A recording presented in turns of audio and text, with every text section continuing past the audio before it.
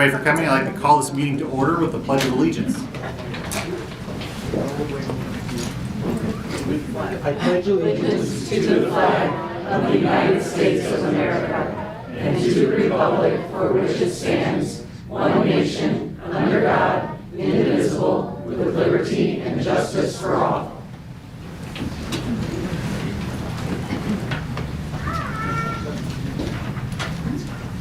Or like a motion to approve the agenda for November 21st, 2024 as presented. So moved.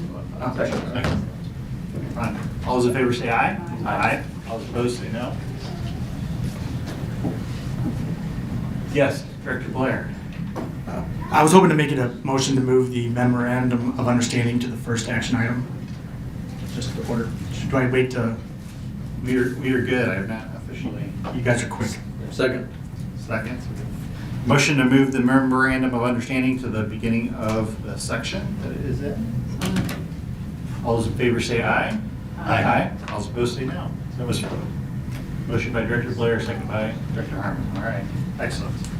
So we had an updated agenda. All those in favor of the approved agenda as updated, say aye.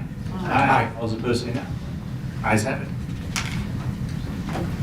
Next, we have special recognitions. Ms. Jennifer Jones.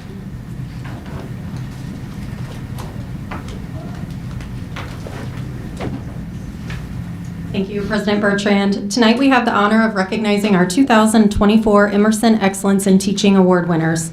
The Emerson Excellence in Teaching Awards, now in its 35th year, is one of the St. Louis region's most prestigious teacher recognition programs.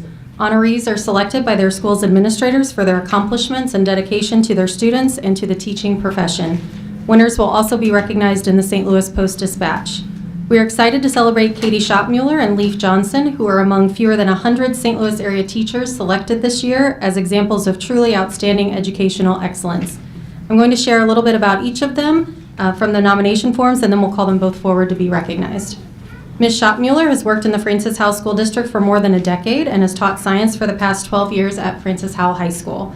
Principal Dave Wedlock, who nominated Schottmuller, praised her transformative impact on the school's pre-AP biology course, saying, "Katie has worked tirelessly to elevate the rigor and engagement of our curriculum, resulting in significant growth in student enrollment and success in advanced science courses." Howell High experienced a more than 200% increase in the number of students taking an AP science exam while continuing to increase student success rates on the exams. Many traditional capstone courses like PLTW have experienced similar growth, and the administration team credits Schottmuller in her role as the science department chair. Wedlock also highlighted Schottmuller's work with the Behavioral Support Team program, highlighting her dedication to understanding the unique needs of our most vulnerable students and creating safe and supportive environments where they can thrive. Our second Emerson Award winner, Leif Johnson, has been with the Francis Howell School District for 12 years. He completed his student teaching and internship at Warren Elementary before joining Sager Middle School, where he has spent his teaching career. Over the years, Johnson has taught a variety of subjects, including essential skills, English language arts, science, social skills, academic support, and U.S. history for grades 6 through 8. He currently serves as the Special Education Department Chair at Sager Middle. In her nomination letter, Principal Amy Bimke noted Johnson's ability to set high expectations while layering interventions to ensure student success. "The impact of Mr. Johnson cannot be overstated," she said. "His commitment to the growth and development of both students and fellow educators is truly commendable. Through his expertise and mentorship, the entire special education department experienced a remarkable transformation, not just in meeting deadlines, but in flourishing as teachers. Mr. Johnson's ability to effectively impart social skills to students with diverse needs fosters a supportive learning environment. He ensures the success of individual students and also elevates the collective morale of the entire department and school." Please help me congratulate our 2024 Emerson Excellence in Teaching Award winners.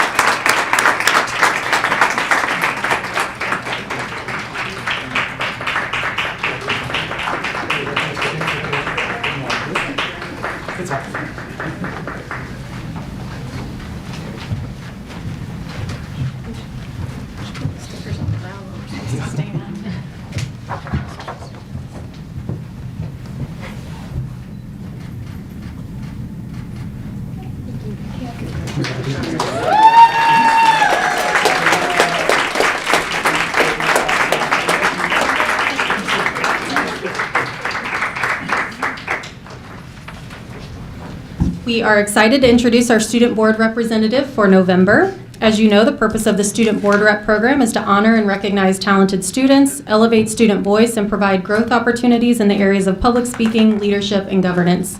Students are selected for this honor by their principal with input from the student body. They have an opportunity to prepare and deliver a short speech to the board and public that is focused on their school or the district. And with that, I'll invite Assistant Principal Dr. Ryan Johnson from Francis Howell Middle School to introduce our Student Board Rep tonight. Thank you. All right, I'm honored to recognize Hudson Tripp as the Francis Howell Middle School Honorary Student Board Representative this evening. Hudson is an incredible example of a hardworking, respectful student whose dedication shines through in his exemplary traits of respect, responsibility, perseverance, and kindness, which are the 4 core values of Francis Howell Middle School. He maintains a 4.02 GPA while being actively engaged in cross-country, FCA, jazz band, and National Honor Society at Howell Middle. Additionally, he is active outside of school, swimming for his club team, participating in youth group, and volunteering at his church, and working at Good News Brewing with his family.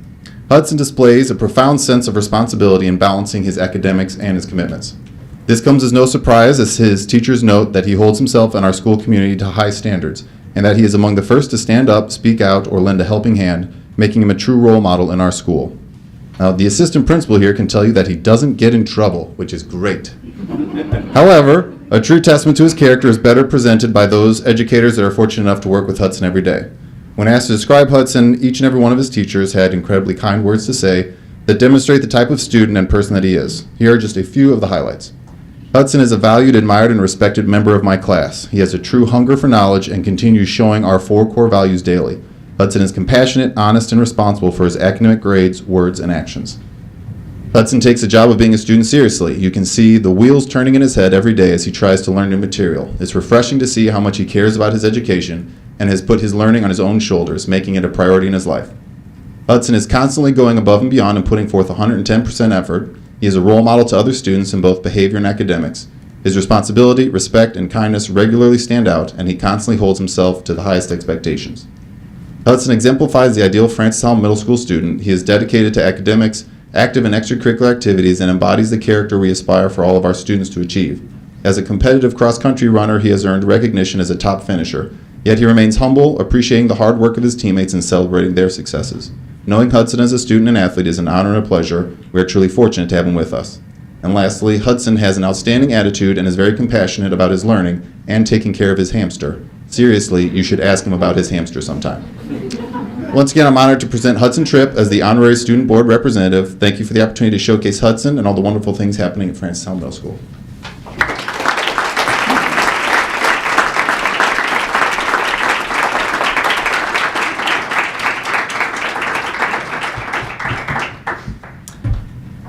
How many of you still remember your favorite teacher?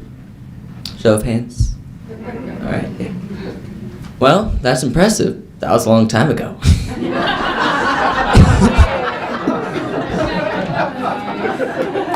Well, for me, that wasn't always the case. You see, I grew up in a neighboring school district. The teachers there never really cared for me. I hated waking up for school, and soon it became like the teachers saw no purpose in me. But then my family moved to the Francis Howell School District, and I began attending Daniel Boone Elementary. From there, everything changed. Each year I spent at my new school was better than before. My teachers related, connected, and spent time understanding each student, including me. The teachers were able to bring out leadership and motivation within me, and I joined the student council right away. When I joined the club, I was able to branch ideas from a student perspective straight to the teachers, which proved to be a very important addition towards my school. From there, my thoughts spoke out and I could express my ideas. It was an all-new experience having teachers who listened and would understand. Not only did they encourage me to be a leader, but proved to me that I do have purpose. When I finally thought I landed in my most perfect school, I had to start all over again entering 6th grade. It felt like I was losing family. Knowing that I would no longer move forward with the teachers I finally loved made me worry about my future. I heard the rumors about the teachers, the stories my classmates told. Listening to them, I was convinced that my new teachers would be similar to the teachers who once discouraged me. As soon as I entered middle school, I came to the conclusion that not only was every teacher understanding, caring, and encouraging, but they spent just as much time building trust with the students like the ones I had the year before. New, strong relationships formed as I repeated electives, joined new clubs, and even went to tutoring sessions for a unit I didn't need help on just because of the teachers. At Francis Howell Middle, even in subjects I dislike, replacing my teachers have never been a thought, as I'm comfortable talking with each one. Understanding that the district is a source of all amazing educators, I'm looking forward to my transition into high school next year. I am fully confident that I will be just as connected with them as the ones I have now. I want to thank every teacher, counselor, principal, and staff member of my school for taking the path of all students' lives and leading us to success.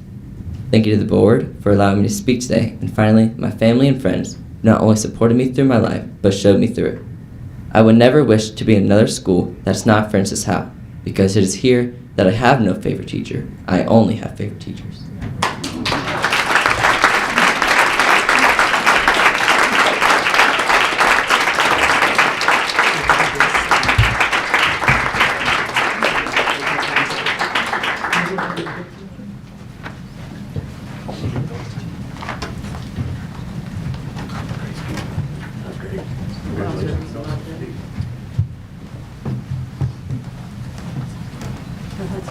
I agree with you, we're the best teachers in the state.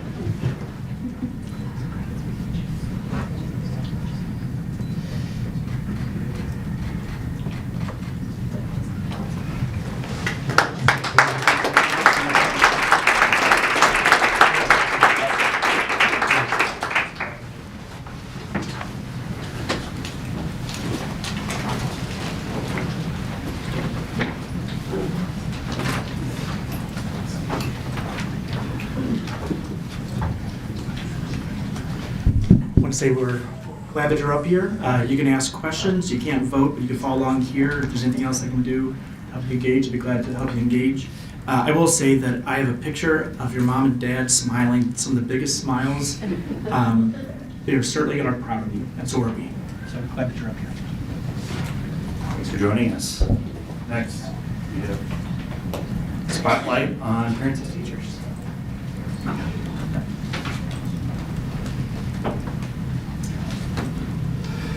Indeed. So tonight we are shining a light on our Amazing Parents as Teachers program, which is celebrating its 43rd birthday this year. And we have 4 amazing people here to tell you about the work they've been doing. So I'm going to call forward Sandy Torbeck, the Parents as Teachers coordinator, Stacy Peters, one of our lead parent educators, Jessica Douglas, the developmental screener, and Kim Kelly, PAT parent.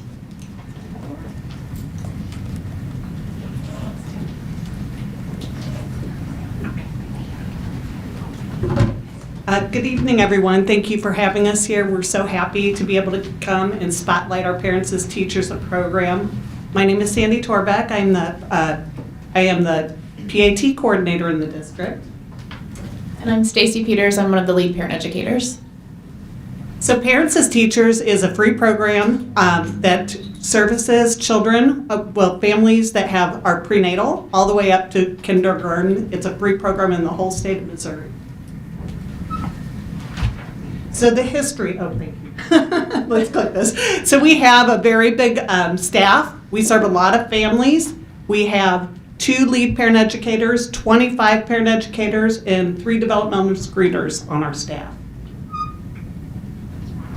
So the history of Parents as Teachers, it started in 1984. This is Mildred Winter. She was a teacher in Missouri. She was the one that founded the program. So this is officially Parents as Teachers' 40th year, but we're proud to say we were a pilot program in 1981. So Francis Howell is celebrating 43 years with Parents as Teachers in the district. The state of Missouri is the only district that has a Parents as Teachers program in each of their school districts. The vision for Parents as Teachers is pretty simple. It's just that all children will learn, grow, and develop to realize their full potential. So when families thrive, communities are strong. So we're just excited to continue to do our part to keep the Francis Howell community strong. So from that vision, there's 5 main goals of Parents as Teachers: increase children's school readiness, enhance parent knowledge of child development, improve parenting practices, increase early detection of developmental delays, and help with early intervention when necessary, and then promote safe and healthy relationships within our families that we serve. So we have some data that came out, and it showed that students who received 3 or more home visits had significantly higher school attendance from K to 3. It also showed they had significant higher MAP scores in both the English language and mathematics. Sorry. Okay, so we've told you why the home visits are important, so now we'll tell you what they are, right? So they are exactly what they sound like. It's when a trained parent educator comes to the home, one of our 25, and they are personalized for each family. So no 2 visits look exactly the same because they are the parent educator plans them specifically for that family. So it's based on the child's age, their stage of development, the individual needs of the family.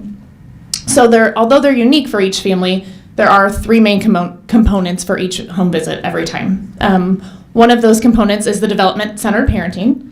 So that is when the parent educator and the caregiver get to talk about and discuss, and the parent educator can bring information on a wide variety of topics. Things like attachment, discipline, sleep, nutrition, right? All of those things that we need to know about as parents and want to have somebody to talk to and bring information on. We also get to share information about family well-being. And this is a big piece because we realize that children do not exist in a bubble. How things are going in the family overall also affects the child's development. So this could be the time that we would share information about resources, things like if basic essentials were not being met, health of the members of other members in the family, things like that. But probably what we historically have been most well known for is the parent-child activity. So the fun activities we bring in that are unique to each child's stage of development. We actually brought an example for you guys. That was the thing that I brought up to show you. So that's an example of one of our older activities from our age 3 to kindergarten curriculum. So you'll see an example of an activity page that's called That's My Name. And that's one where children get the opportunity to, each of the letters of your names are spelled out, so they get the opportunity to put the letters of their name back together, because for most kiddos, the most important word that they know is their name. So they get to practice letter recognition, fine motor skills by putting the popsicle sticks back in order. The first step of learning letters is matching, so they get that opportunity to do that as well. So there's a lot of things. And during those parent-child activities, the caregiver and the parent educator have the time to talk about development, any concerns they might having, ways to extend the activity and modify it and expand on it as well. Let's see. During the home visit, as well as if there's any children under 3 years of age, the parent educator will also complete the screenings for that child for the year. So health, hearing, vision, development, social, emotional, and articulation and language screening will also be completed during the course of the year for those kiddos. And then if there's any concerns or possible referrals that need to be made for any kind of early intervention, the parent educator would do that as well during the home visits.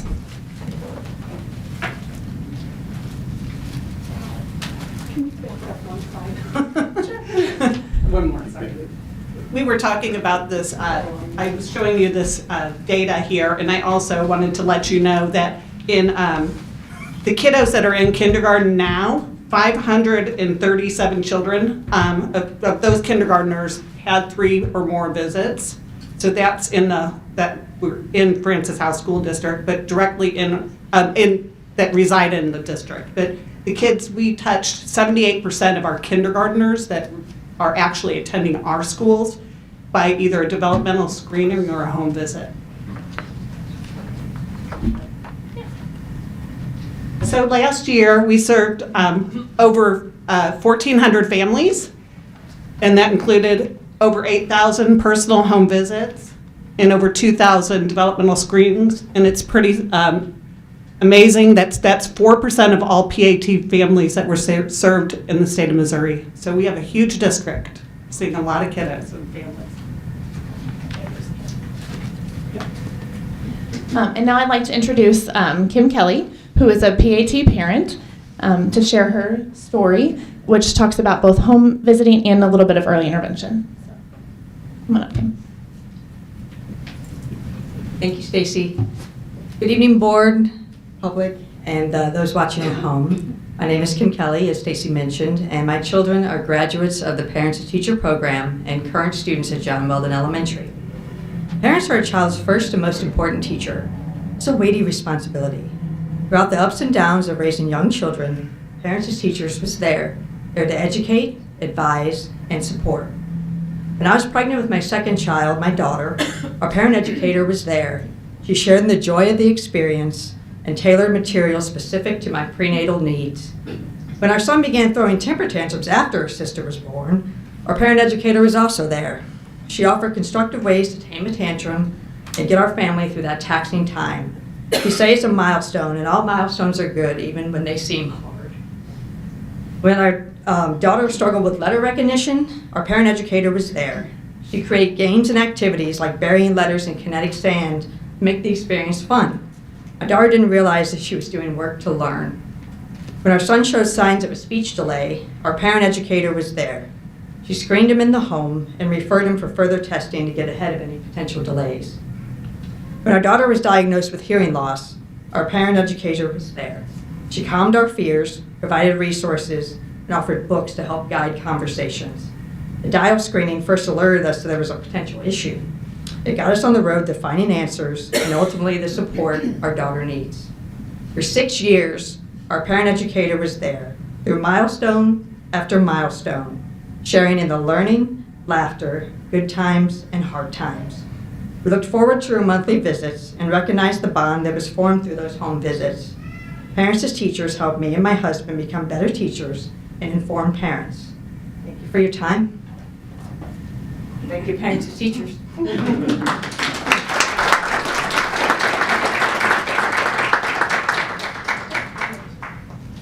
Hi, I'm Jessica Douglas, and I am a developmental screener. And the developmental screeners use the Dial 4 assessment tool to screen students in our district between the ages of 3 and kindergarten entry. And every student in our district is eligible for that screening one time a year. We screen in 7 different areas, and after each screening, we conference with the parents, and we love to be able to share those areas of strengths as well as those areas where we see some opportunity for growth. We provide kindergarten readiness skills, interventions, as well as connecting them to parents as teachers if they're not already involved in the program. Families have the opportunity to come to our Parents as Teachers building for a screening there. And we also partner with our district early childhood centers and screen the students in there, as well as off-site preschools in the district, with the hope that we can screen as many kids as possible who reside in our district. Thank you.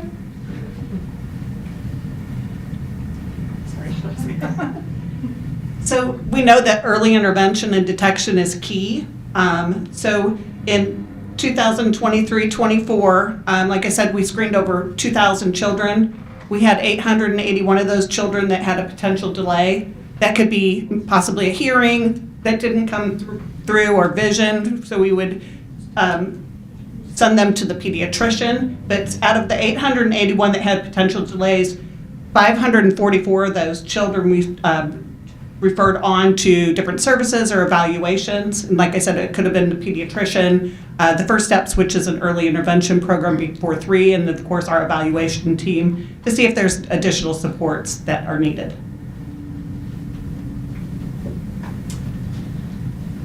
Another part of our program that we get to do is we get to make resource connections, and we talked a little bit about that family well-being piece of the visit, so this is where that comes in. Because PAT is often the first experience that some of our families have with our district, we get to share a lot of great district information with families, district programming, preschool information, kindergarten registration information, all of those kind of things.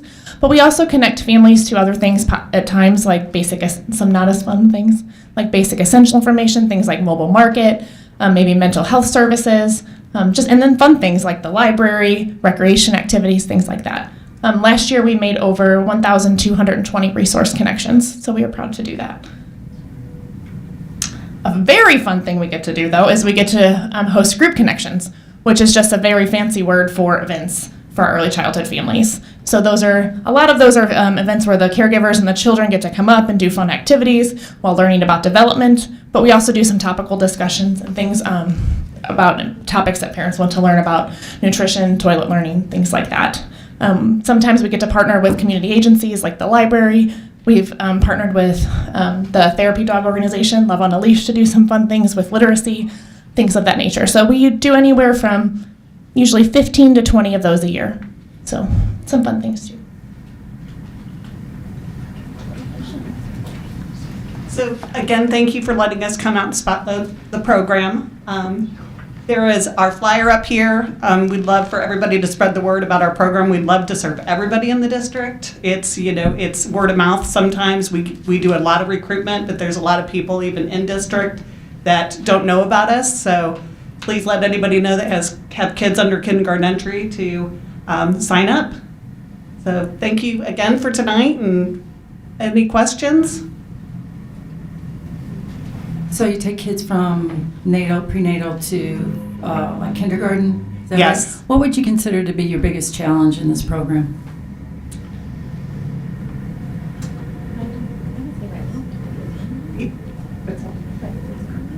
Yeah, that is true. Since I would say COVID made it worse, but getting those prenatal kids, starting those children early. I was going to say recruitment, but we're growing, so we keep growing. So we keep That's recruiting. exactly but what I thought you were going to say. yeah, was and that's why I was recruitment, kind of because, torn between that. But we are doing a really good job with recruitment right now. But the prenatal, we finally got the coordinators in the whole region to get into Mercy hospitals, and so we were in the hospital flyers, so we've gotten back into those flyers. So we're really hoping we get in. We're still trying to go out to the Lamaze classes and kind of pounding the pavement with the prenatal doctors and chiropractors and getting in and getting the word out that way. Many compliments to you and your group. I had a grandson that was in the program, and you guys just do wonderful work, so thank you. Thank you.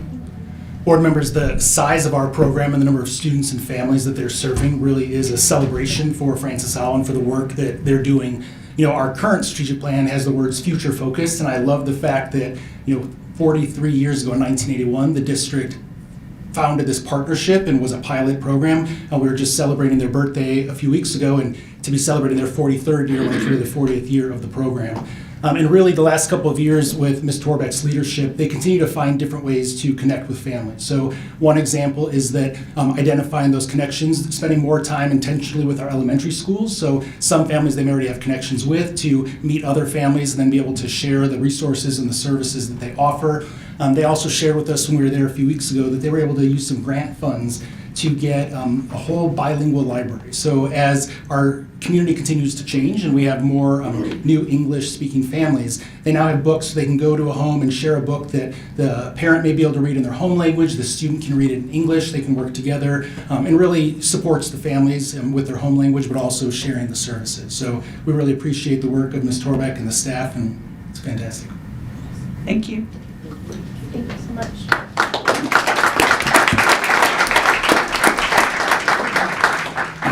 Next, we have patron comments. During patron comments, residents of the district and staff members are invited to address the Board of Education on issues related to the school district. Speakers are called forward in the order of sign-up, and each speaker has 3 minutes to make their remarks. Please remember that only one speaker is allowed at the podium at a time, and combining time or giving your time to someone else is not permitted. The board appreciates that you take the time you've taken to come to this evening, and we value both your input and perspective. I would like to remind everyone that we expect speakers will remain civil and respectful when giving remarks. If anyone fails to comply with these board policies, regulations, and rules, we reserve the right to cut those 3 minutes short. And we welcome Amy Greider to the podium. I brought a step stool with me, but I left it back there, so I'm not going to go back. I just need to grow a little bit. Good evening, everybody. I first want to just acknowledge the incredible work happening within the district. If you're not following our schools on Facebook, you're missing out.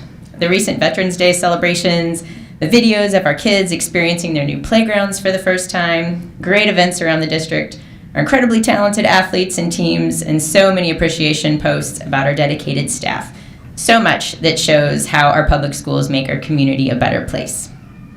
Last week, I had the privilege of attending the opening night of Grease at FHN, which was the first show in their new theater.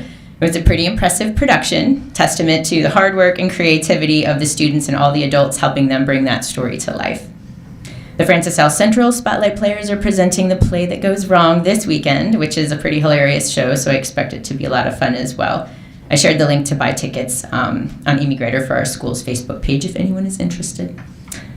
Giving Tuesday is coming up Tuesday, December 3rd, and I know the FHEA supports the Friends of Children charity, which is a great way to keep your donations working for families in the district who have specific needs that we can help support. So I'll share a post on that on my page too, but wanted to make early mention of that tonight. So shifting to the business of the board now, I was pleased not to see anything overtly controversial on the agenda this month. Yet the sheer number of policies and regulations passed down this year alone continues to overwhelm our teachers and administrators. We've seen a new wave of policies over the past few years that didn't seem to have any data or staff driving them. Policies like the board book review requirement just add bureaucracy and red tape to our already overburdened teachers and librarians, and they divert resources and energy from our core mission of educating students. We need to elect board members who trust the judgment and expertise of our teachers and staff. The board of directors for our district serves an important role, and I urge this board to prioritize an action around the real imminent problems we face. I speak for many when I say I would like to see better collaboration and relationship building between teachers, admin, and the board so we can tackle issues like class size reduction. How can we allocate resources to reduce class sizes and provide more individualized attention to students? Staff support. What steps can we take to boost our support for dedicated staff members, securing additional needed resources, paras, subs, helping financially, emotionally? Long-term funding. How are we planning to address funding needs beyond 2026 to ensure the continued success of our district? We can create a better future for our district, but we have to have a clear understanding of the problems we need to solve and a clear path to more closely engage with the people directly impacted by the policies the board enacts, so we can ensure we're solving the right problems in the right way. It's all about aiming higher. Thank you. Next, we welcome King Gunters.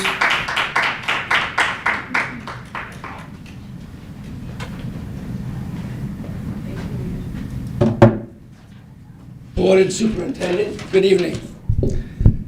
After the recent elections, I spent days observing what progressive and conservative news outlets were saying about the outcome of the presidential election. Encouragingly, on two key issues, illegal immigration and trans-related topics, there was actually common ground expressed on both sides. For sure, on the left, on CNN, MSNBC, The View, the late-night comedy talk shows, there were the usual immovable hardliners who continued to double down on the radical far-left position of allowing boys in girls' locker rooms and bathrooms. But look who on the left used the phrase common sense to appeal to their base to moderate their views. Bernie Sanders, senator from Vermont. Bill Maher, progressive comedian, talk show host. Bill Clinton, former Democrat president. Katie Couric, former NBC News anchor. Anderson Cooper, CNN political news anchor. Van Jones, CNN political analyst. James Carville, lead Democrat political strategist for Bill Clinton. Jen Psaki, President Biden's former White House press secretary. David Axelrod, chief strategist for Barack Obama. John Fetterman, senator from Pennsylvania. And this was by no means a complete list of progressives who I saw calling for common sense and moderation of the left's positions. Other notable Democrats and progressives echoed similar sentiment. In Missouri, the election results were definitive and resoundingly clear. Conservative. Both Missouri and St. Charles echoed the views expressed in the national elections. Board, I applaud you. You were definitive, you're meticulous, thorough, painstakingly diligent in researching and developing a common sense bathroom policy. Sadly, you have endured much abuse and have been savagely ridiculed by certain patrons in our community. This is unfortunate and not right. I hope that in time, all Missouri schools, including Francis Howell, will adopt a common sense bathroom policy where all students receive the first-hand education and safety and privacy is provided to all. Thank you, Board.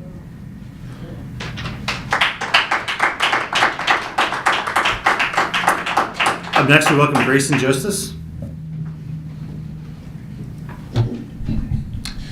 Good evening, my name is Grayson Justice, my pronouns are he and she, and I'm a alumni of Francis Howell of class of 2013. At last month's meeting, Jane Puskar tried to push her anti-transgender locker and restroom policy, aka Policy 2116, to this month's meeting, and it didn't pass because it didn't follow the rules of privileged motions by a board member. And she did this on LGBTQIA History Month. According to the Trevor Project, a nonprofit suicide prevention organization for LGBTQIA youth, which had about 7,000% calls from their hotline on the day of this year's election results. Researchers stated that the suicide rate from trans and non-binary youth from 2018 to 2022 was from 7% to 72%. Ms. Puskar, why do you hate our trans and non-binary students? Why do you keep pushing your hateful, personal, political agendas? Mr. President, point of order. Robert's Rules of Order does not allow attacking a person, calling them names. I'm not name calling you. Point of order, Mr. President, I suggest you stop. It's on you, Adam. Come on, Adam, do your job. Who do you care about? Can I continue? Thank you. You can continue. Have you ever tried to talk to students or parents who are teens and child who are gay, trans, lesbian, and non-binary? They have done nothing done wrong except for existing, and want to be represented in books, media, sports, theater, and many other things. If you keep on doing this, and you're going to be in the next election, the next school board election, and this is your main focus by discriminating communities you do not agree with, then ma'am, I think you should resign because you do not represent Francis Howell. Since next Thursday is Thanksgiving, I want to say I'm thankful for the friends, family, and my community that love and accept me and care about me. Thank you.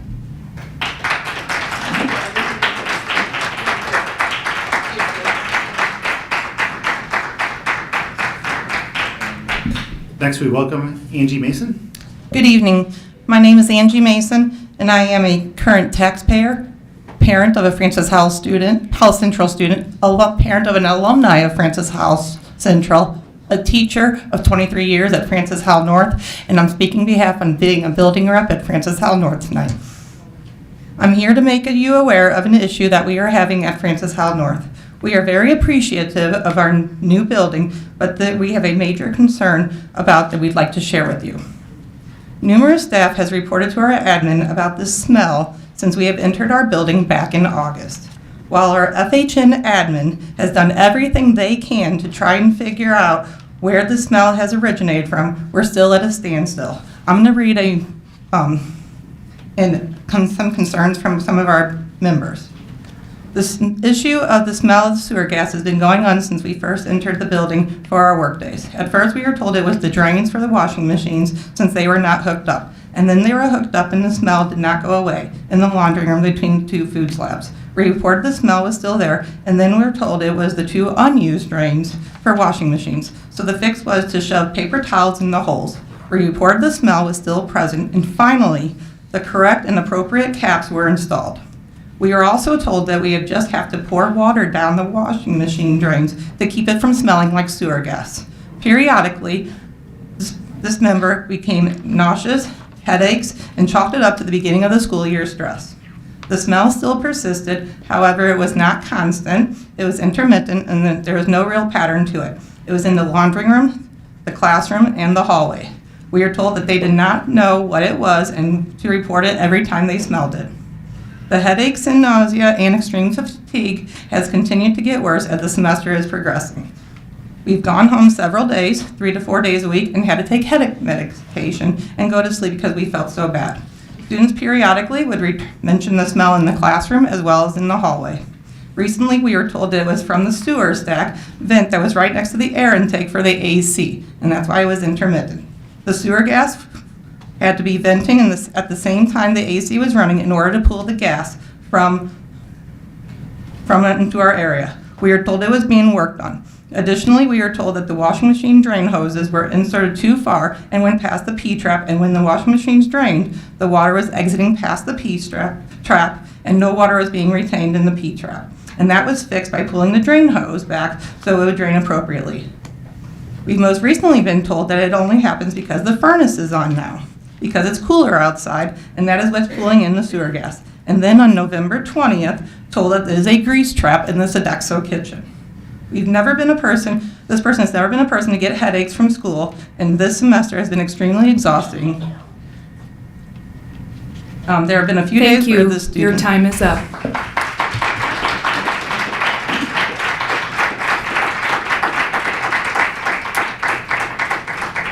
Next, welcome Amy G.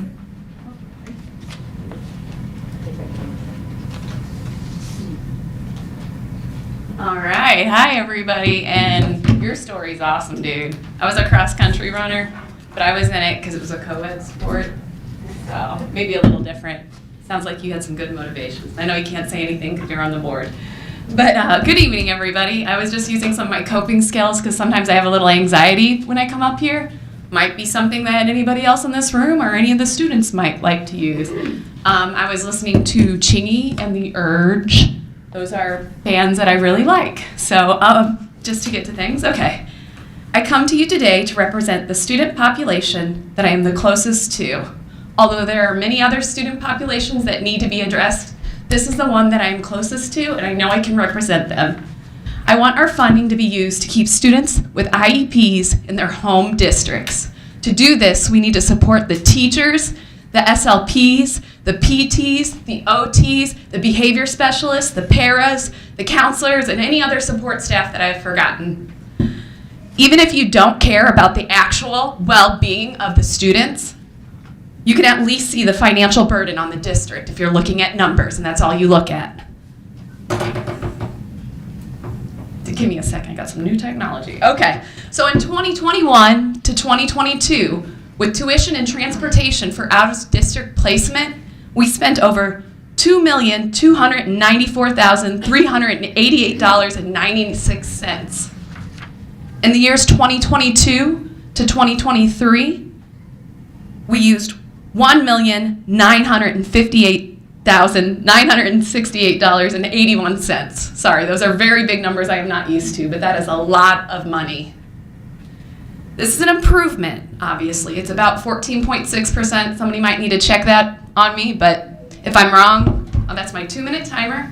We're playing college football, so that keeps me in my 3 minutes. Okay, so with that 14.6%, that's still good, but I know we can do better.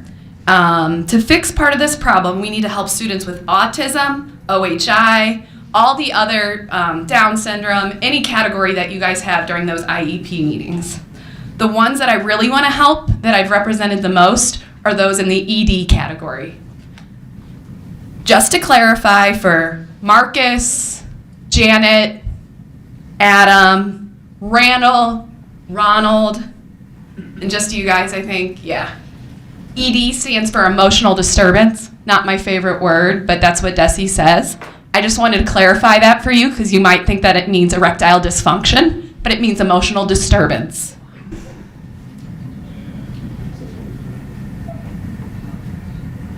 I'll just leave with this last quote from my favorite person, Dolly Parton.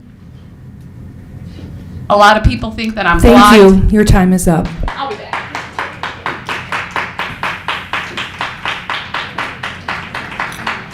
Next, we welcome Joanna Hill. Joanna Hall, apologies. All right, thank you. And to think my name used to be Tuvino and now it's Hall and still gets messed up. I am Joey Hall. I am a special ed teacher at Francis Howell North High School. I am here to talk about the smell that is occurring at our high school. I will tell you, our building is beautiful.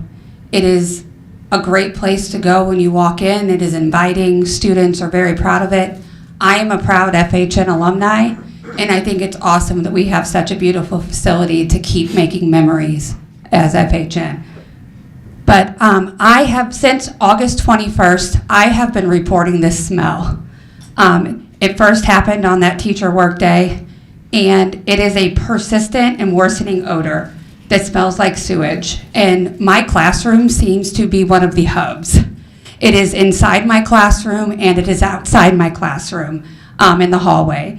And over the past 4 months, the situation has escalated significantly. I'm not going to go in with, you guys got to hear SM Wilson has given so many excuses and blamed so many people. I do want to say that our administration has been so supportive of us, Jeffrey Fletcher and our other admin staff. If we call and say we smell the smell, he's down there immediately trying to figure it out. So I do want to say that it is nothing that our admin or even that the district right now is doing. It is SM Wilson's problem. Teachers involving myself, including myself, are experiencing nausea daily at school, respiratory issues. I'm having debilitating headaches when I get home from school. My daughter's out there playing right now. There have been several days that I've come home and can't even play with my children because I feel so ill. The biggest thing is on November 19th was the worst day we ever had. It was completely engulfing our 1400 hallway. I had spent the day in the Learning Commons with my classes and came back down at the end of the day. And like I said, I'm a special education teacher. I had quite a bit of paperwork that I was planning on staying and completing. Upon walking into my classroom, the smell was so overbearing, I was instantly nauseous. I actually threw up in my trash can twice before I could even pack up my things to leave to go home. This is not the only night that I haven't been able to stay at school because I feel so sick to stay and do work. SM Wilson, like I said, has given several potential causes. I will say this, I am very close with a construction foreman and even a union pipe fitter, so I've asked lots of questions. They are actually pretty astonished that they haven't done anything checking the sewer system underneath the building, because that is one thing that happens a lot in new construction, is sewer pipes crack, sewer pipes shift when the buildings shift. Thank you. Your time is up. So that would maybe be an option. Next, we welcome Kim Coyle. All right. Good evening, board and administration. My name is Kim Coyle. I'm a teacher at Francis Howell North. This is my 33rd year in the district, and I have only once before stood before the Board of Education, which was for curriculum adoption. Tonight, however, I am here to speak to you about our new school building. And it is a beautiful building. We have waited so long to be able to teach in our new classrooms with new technology, desks, etc. The honeymoon period ended quickly for some of my colleagues who have been dealing with an atrocious smell in their classrooms on a regular basis. Over the course of the last few weeks, the smell has continued to intensify and waft further down the hall, reaching my room and colleagues further down the hall. On Tuesday, November 19th, the smell, 7th hour, was so putrid, my students were putting their shirts up over their noses. The teachers in the 1400s hallway are experiencing, as you've already heard, nausea, headaches, burning throats, extreme fatigue, and vomiting. We cannot continue in these conditions. Through all of this, Mr. Fletcher and our administration have come to our rooms when we call them and try to help with the situation. They have communicated with us the countless claims that SM Wilson have told them are the issue. This is a problem that falls squarely on the shoulders of SM Wilson. Teachers have been reporting these issues since we reported to school in August, and it has yet to be fixed. Only recently has SM Wilson truly attempted to try. We are requesting FHSD pressure SM Wilson to do their due diligence and find the true problem to fix the sewer gas smell we are being subjected to on a daily basis. Recently, as you know, our district insurance committee had to deal with the difficult task of reducing cost to the program. Unfortunately, the health of teachers who are being routinely exposed to sewer gas odor will take its toll on our insurance as well, as teachers are experiencing health issues that may actually lead to long-term problems. We implore you to pressure SM Wilson to do more than they are doing. Thank you. Next, we welcome Vivian Yenters.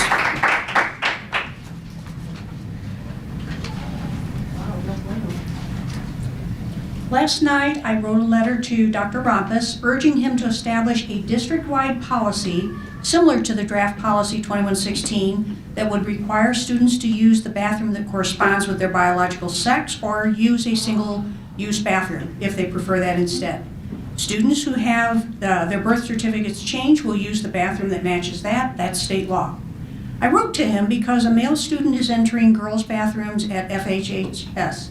For years, we have tolerated this kind of situation while waiting for a policy.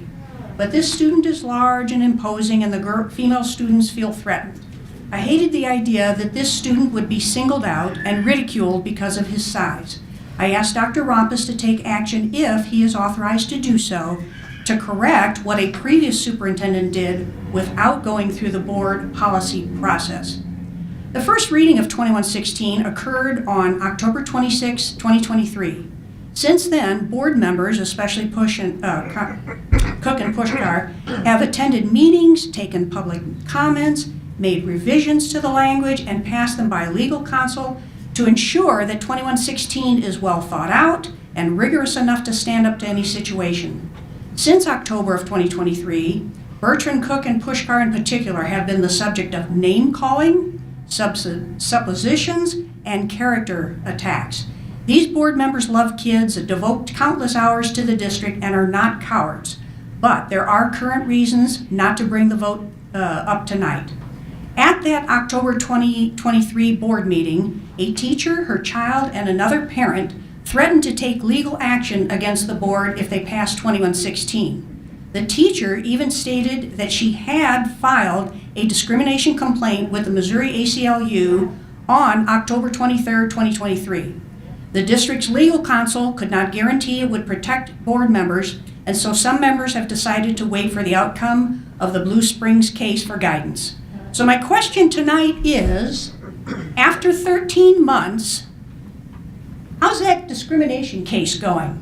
Did they find evidence of actual discrimination and harm done to the students? Or did they have the same reaction that I did to their accusations, that these accusers were mind reading when they said that the board's intent, and I'm going to quote from what I saw in the video, they said the board's intent was targeting trans people, reveling, belittling trans, pedophilic nature. In contrast, the student did tell us his thinking. He said board members were not fit, having pedophilic nature. He was disgusted with them, believing that he said the board was believing that trans people are inferior, evil, and born to suffer, and he was disappointed with them as human beings. Thank you. Your time is up.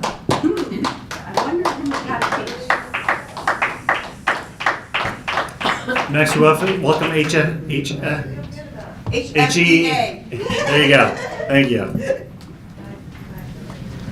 Good evening. My name is Francine Hill, and I am the president of FHEA. We would like to thank all of our members that took the time to review and vote on the Memorandum of Understanding, MOU, that will be presented to the board this evening. FHEA of the MOU was ratified by FHEA. We know how busy you are and how hard you work, but your input is invaluable to FHEA. We would also like to thank those FHEA members that served on the team that worked alongside the district to create this MOU. It was a difficult negotiation to reach an agreement on the meaning of Senate Bill 727, but true collaboration is the only way to create a responsive and cohesive working environment. We hope to continue to build that type of working relationship. We want to acknowledge the teachers at Francis Howell North that have continued to fight to make their new school the best and safest place for their students and staff. We hope that the latest attempt to rid Francis Howell North of the toxic smell that has been causing teachers and students to become ill has been successful. Hopefully, in the future, SM Wilson will not be judgmental when an issue is brought to their attention and listen to teachers' concerns. We look forward to building stronger communication with our building principals when FHEA building reps meet with them to develop meeting procedures. We hope everyone has a happy holiday and takes time for themselves before we return to the end of the semester crunch. Thank you.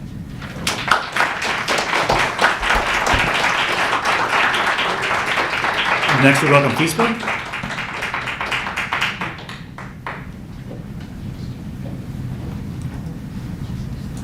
Good evening. My name is Meryl Koenig, and I am the Vice President for Paraprofessionals for FHSD. I am also a library paraprofessional at Francis Howell Middle School, and I sponsor the Delta Bots Robotics Club and the Girls in STEM. Tonight, the board will be voting to adjust the school calendar for the second semester to comply with parts of Senate Bill 727. The board will also be voting on a memorandum of understanding with FHEA to adjust the teacher calendars. FHSD looks forward to working with the district administration over the next few weeks to figure out how best to help our support staff navigate these calendar changes. We have heard numerous concerns about the February 18th school day change. Many employees had scheduled doctor's appointments for themselves or their children, small trips over the extended President's Day weekend. We have requested that employees do not risk punishment in the form of lost holiday pay for proactively scheduling things for what was a non-work day when the district changes the calendar this late in the school year. We look forward to working with administration to come up with a solution to our concerns. As we approach Thanksgiving, we want to say thank you to our amazing staff that is the backbone of our district. We could not accomplish our mission of empowering and educating the next generation without every member of our staff. We hope our staff and students are able to relax and recharge over the long Thanksgiving weekend. Only 3 more school days left. We can all do this.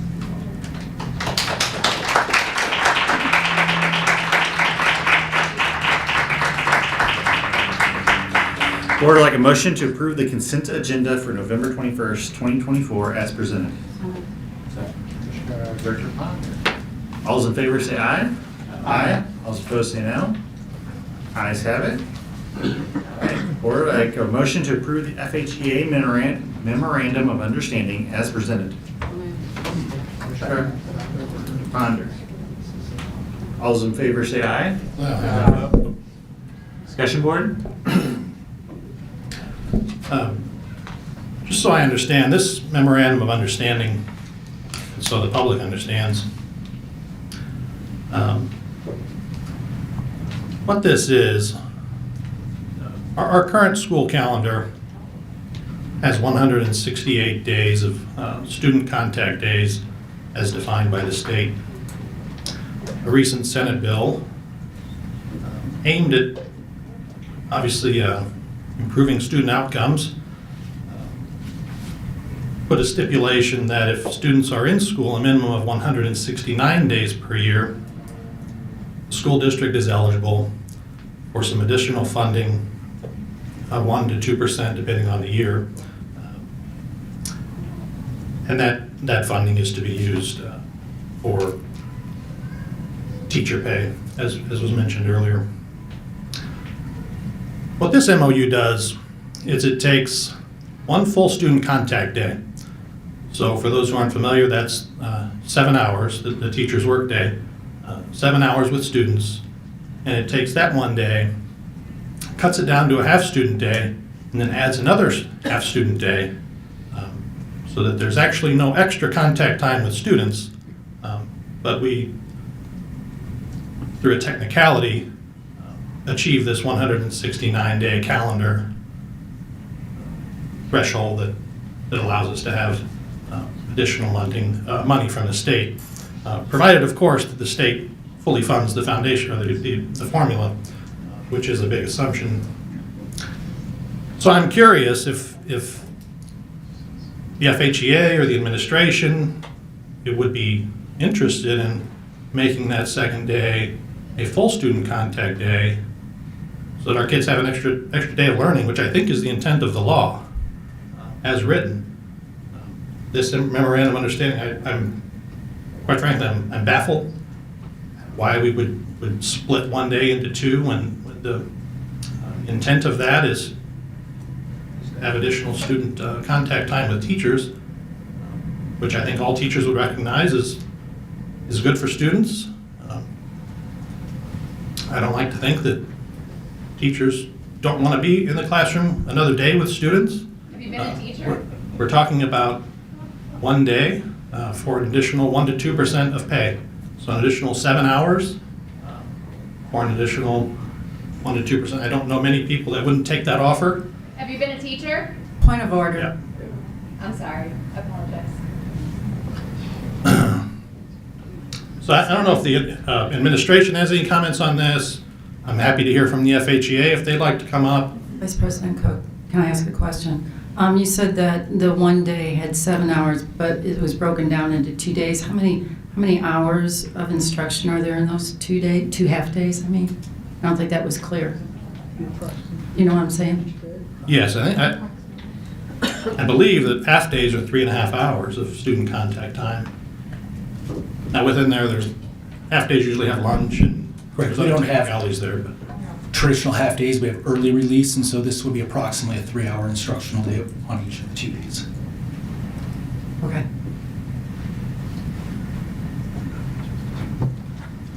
Vice President Cook, I would say on behalf of the administration, we don't disagree that it's not ideal. It's not ideal for our parents. We also know that a half day alters the instruction for the students on that day.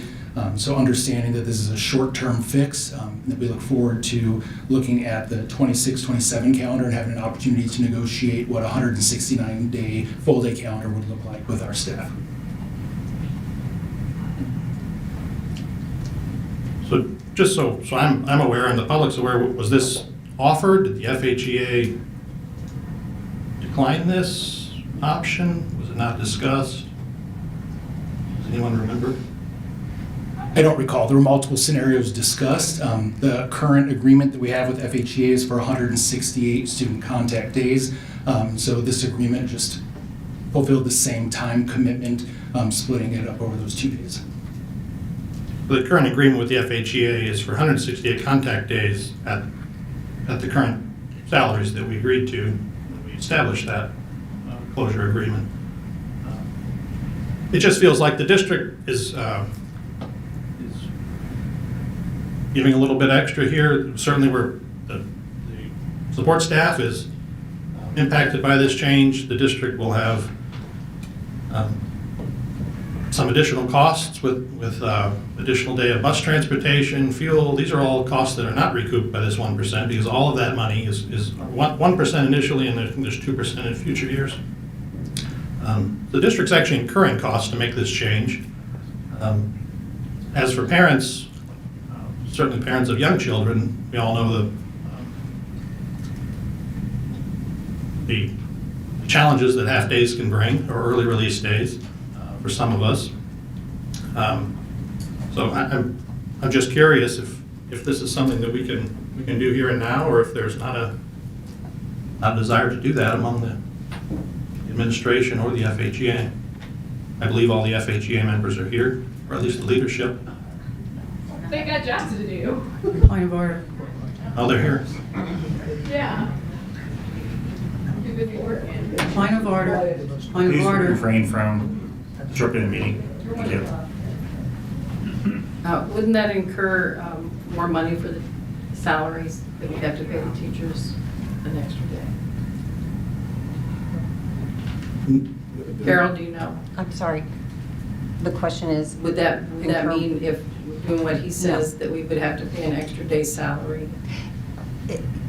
likely in the event that it went through that negotiation process, that could be an ask, that there would be additional compensation at the daily rate, I would anticipate. So it would cost us more money, but we're getting more money. I'm not sure.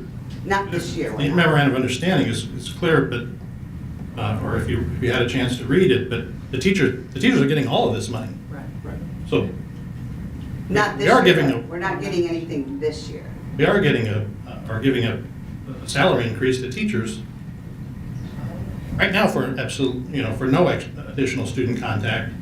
And I'm simply asking if they would be agreeable to have one more student contact day for this additional salary increase. First, that's It's not a literally decision I can 7 make on hours. my own.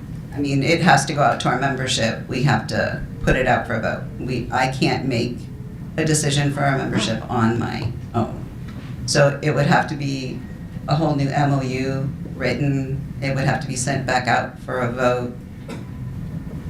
It's not something that I'm capable of just making a decision on. And we are not getting any extra money this year for the day that we're splitting for the student contact time that we're adding. The money doesn't come until next year. Well, as the president of the union, was that something you could support and encourage your members to do for the benefit of our students here? I can't say either way right now. Like I said, I don't make any solid decisions like on policies or on our MLUs or any of those type of things without discussing it with first my exec board, with our building reps, and then it'll go out to a vote to people. I'm not comfortable with saying, yes, I would support to do that without talking to my people. You don't think that the leadership or the members of FHEA would agree to additional? I don't 7 know that hours our of work members for would support increase? that. You don't believe they would? I think that in two, it depends, because the half day that we split was a half work day for us, one of them, and the other was a half meeting day. So is the district willing to give up their meetings, or are they gonna ask us to give up our work? That's gonna make a difference to our membership too. Like, what are you talking about wanting to get rid of? Meeting time for the district, or are you wanting to take work time away from the teachers? I'm proposing to leave the existing calendar in place and add one more day of full student contact. No, they won't do that for now, for no additional pay this year. They won't. I would not recommend that to our staff, no. To work an extra day for no additional pay. There's additional pay. Next year. Next year, yes. But not all our teachers are gonna be here next year. We have teachers that are gonna retire or that might move to a different district. So, you can't say you need to work an extra day this year for what you might get paid next year, because this isn't even a guarantee. We won't know until June if the funds are allocated. But you think that we should vote to approve this MOU knowing that the funds aren't allocated and then split this one day into 2 half days for parents and This is what the families? district wanted to do. We worked with the district to create this plan. This isn't negotiation. No. I mean, this was not, us that said this is the great way to do it, or the district that said this is the great way to do it. We looked at the calendar, we looked at different days, we looked at the best way to move things around without affecting as many people as possible. There was a lot involved in coming up with this agreement. So, no, I can't say that I would recommend asking my teachers to work an extra day for nothing. Just so we're clear, it's not for nothing. The teachers are receiving all of the pay. Point of order. Point of Next order. year, you're asking them to work an extra day this year for nothing. Next year is when the funds come into place. And like I said, all the teachers that are here this year may not be here next year. So you can't say that you're going to get the money eventually, because not all of the teachers will. I'm shocked. Dr. Ruppus, maybe you can clarify for me on this What do? You want your bill. boss in 2 years? Point of order, please stop interrupting the meeting. Appreciate it. Thank you. Maybe you can clarify on the memorandum, if I remember reading it right. The main funds for this year are going to, maybe you can just walk through the main amount of funds for this year are allocated for, so that everybody's clear on that. Correct. So the way, effective with the 26-27 school year, you have to have 169 days legally. If you do not have it now, we do not have to add it. We can stay with 168 days. The state built in almost a bonus or an incentive that if this year or next year you reach the 169 days or have 169 days, that during the 25-26 year, if they appropriate the funds, you'll receive a 1% additional based on your weighted ADA. And so what would happen is if we find out at the end of this legislative session in May, June, that the funds have been allocated, contracts would be adjusted for next year with the additional fund based on the MOU. So next year is really the 1%, and then in 26-27, when it's mandated that you have to have 169, at that point it becomes a 2% additional funding if you have the 169 in place. But the requirement will also be that we go 169 days. Correct. Yes.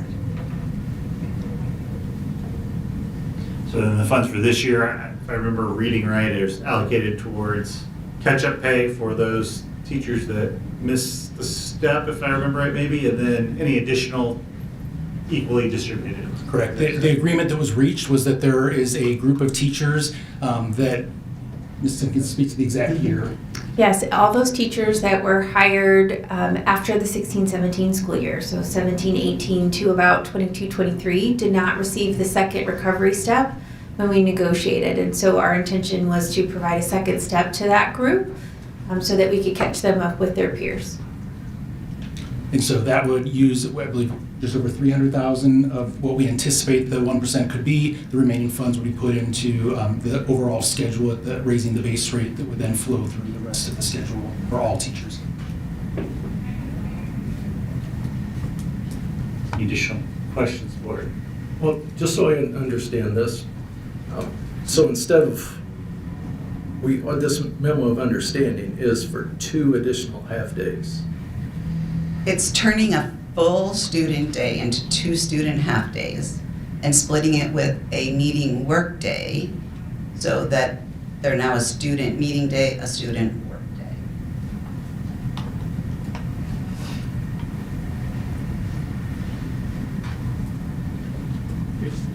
It's 2 half-days. So the first half of the day, students are there. The second half of the first day, there's a meeting with teachers and administration. On the second day, students are there in the morning, and then in the afternoon, it's a teacher-directed day. Basically, they can do whatever they need to do.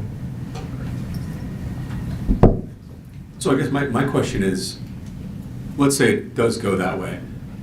What do the students and parents get out of this?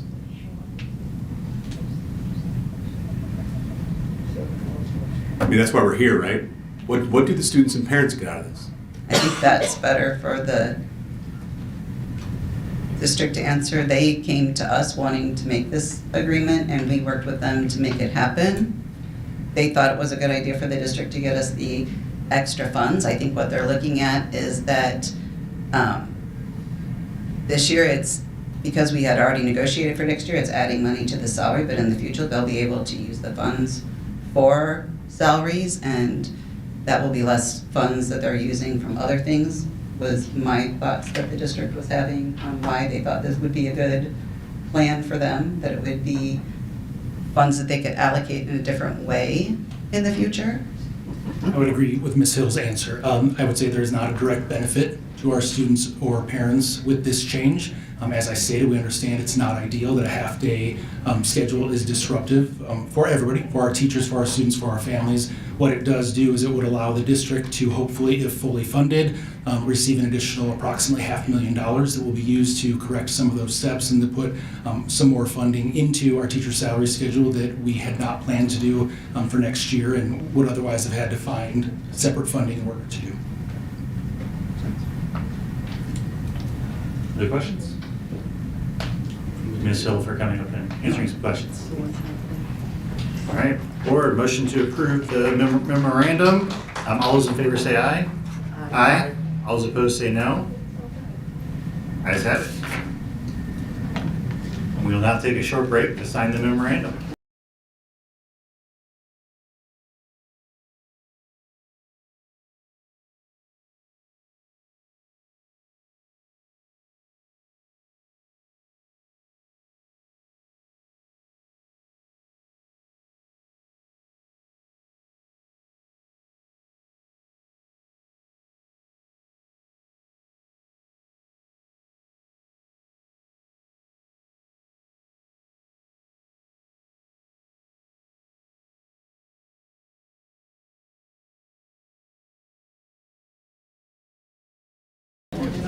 That way, every student gets a extra day of teaching, right? And so that's what it's.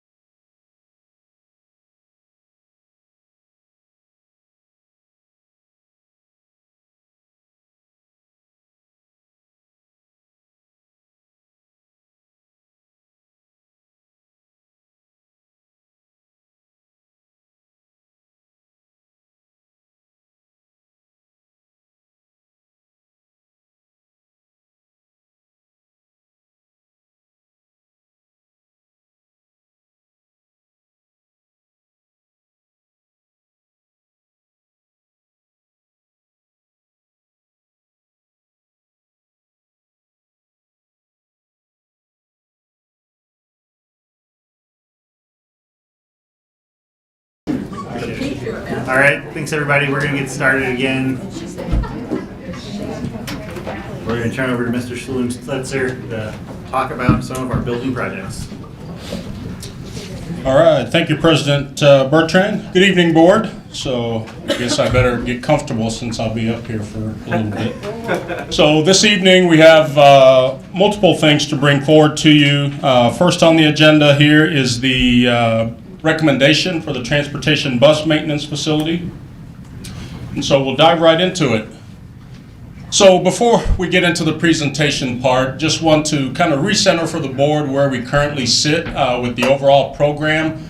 When you factor all of the projects from that are currently in the ground in progress and all the estimates and updated estimates that we've provided to the board, we currently have a positive balance of about $3.2 million overall in the bond program.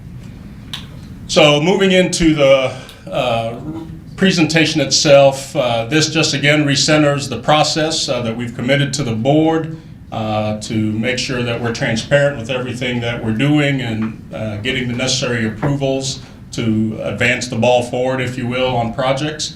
And so this is just a reminder of that. Existing conditions, some of you have even visited the sites, but just want to again remind what our staff from a transportation standpoint are currently working in from a condition standpoint.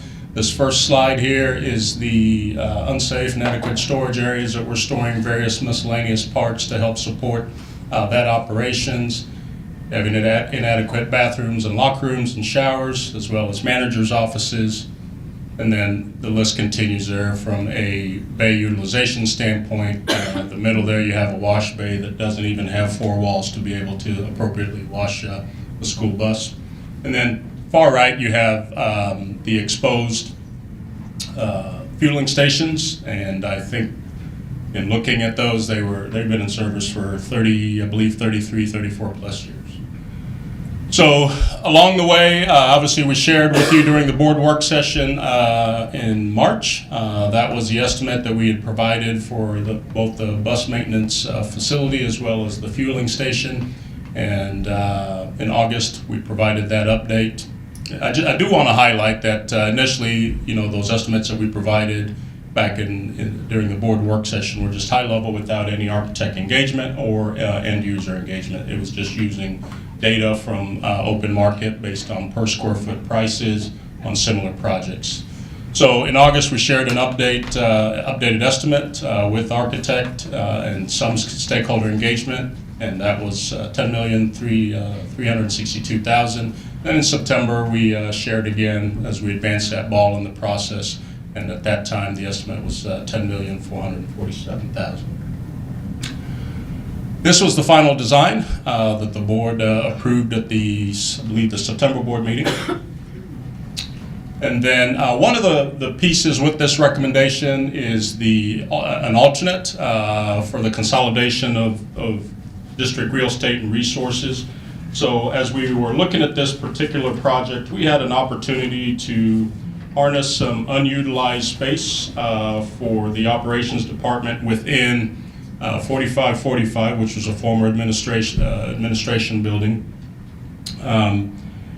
But as a part of that, we needed an alternate for just space for mowers and some of the other materials that we utilize. So as a part of this recommendation, it's also consolidating what is known as the FOB, Facilities and Operations Building, into 4545 with the exception of the alternate pending board's approval this evening. So highlight here, the property that would be declared surplus would be about 5.7 acres. The building itself is about 8,800 square feet. Preliminary value sitting at about $1.5 million. I'll turn it over to my partners in crime here, and they'll present the bid tabulation, and I'll follow back up with a recommendation. Thank you. Good evening. Immediately after we were here in September, we completed construction documents on this project and sent the project out to bid on Friday, October 11th. The drawings and bid documents were on the streets for about 3 weeks, and then we took bids on Friday, November 1st. We had really good bid coverage. We had 5 complete general contractor bids that came in that day. And what you see up here is the bid tab for that base bid, including all their acknowledgments of addendums and some unit prices for us to use to compare against any costs that we may incur during construction. You can see bids range from 6.7 to about 7.3 million for that base bid, which is pretty good for this size project, kind of tight bids there, which does give us good confidence that the scope was covered correctly. On the next slide here, you say we did bid 5 bid alternates. The first 3 were all additive to include additional amounts of concrete on the site. Obviously, very heavy traffic site with the buses coming and going. We currently in the base bid had concrete at the maintenance facility around it and the fuel island, obviously the highest traffic areas. It is, as you can see up here, quite costly to do all concrete. We do have heavy duty asphalt in the base bid and all the other areas. So you'll see up here on number 3, 1, 2, and 3 were all a part of that. So you'll see in the recommendation that we're recommending number 3 for a portion of the drive aisles just to hit the most high traffic areas for increased durability and life cycle of the drive aisles there. And then alternate number 4, Mr. Slutzer just talked about that additional bay we discussed a lot in September, the cost there. And then number 5 is wet sprinkler system in lieu of a dry sprinkler system. So typically in most buildings that are fully conditioned, you'd see a wet sprinkler system, obviously to protect from fire. In facilities like this where you've got large garage doors, it's more open to the elements, or at least has the risk of being open to the elements. A lot of times we'll see a dry system, which obviously eliminates the risk of freezing pipes.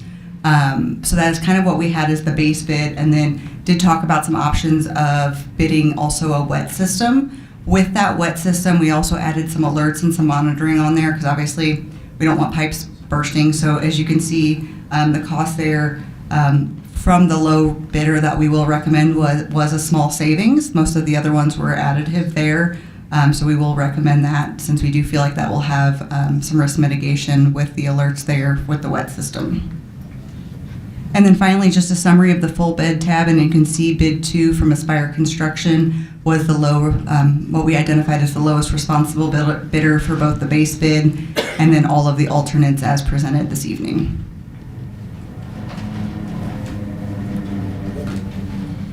And finally, the recommendation itself. So this evening, the administration would recommend approving Aspire Construction Services to provide labor and materials for the construction of the transportation bus maintenance facility and fuel island, including alternates 3, 4, and 5, for a total hard cost of $7,487,800. And the total project cost, when you factor in bonding fees and soft costs, is $8,593,000.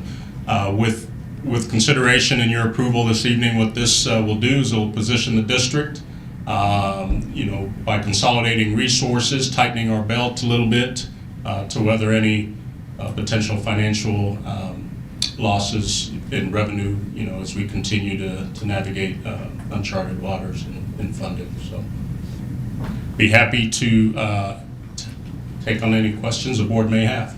All right, board, before we do questions, I'd like a motion to approve Aspire Construction Services so we can get the initial motion out of the way. So moved. Motion to approve Aspire Construction Services as presented. All right. Any questions, board? All right, all those in favor say aye. Aye. All those opposed say no. Thank you. We'll go ahead and start with the motion first this time. So motion to approve the Francis Howell High School auditorium design, development, and let bids as presented. So moved. Second. Where? Harmon. Mr. Stutzer. Okay. Thank you again, board. So next you'll hear about the design development for the auditorium at Francis Howell High. Again, we thank the board for the feedback they provided during schematic design at the September board meeting.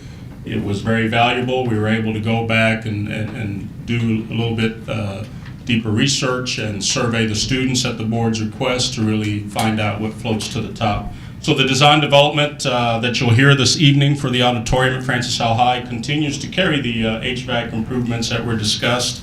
They're needed to increase the seating capacity, which was the #1 priority.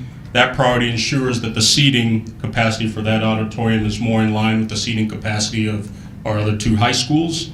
within the fiscal constraints that are currently present at Francis Howell High. Again, I want to remind the board that the initial scope of the bond program was to build a auditorium storm shelter.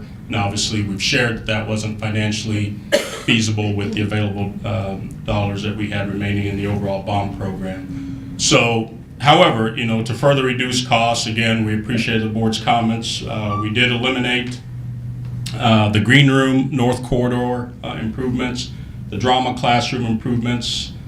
All those were less prioritized by staff and students based on feedback.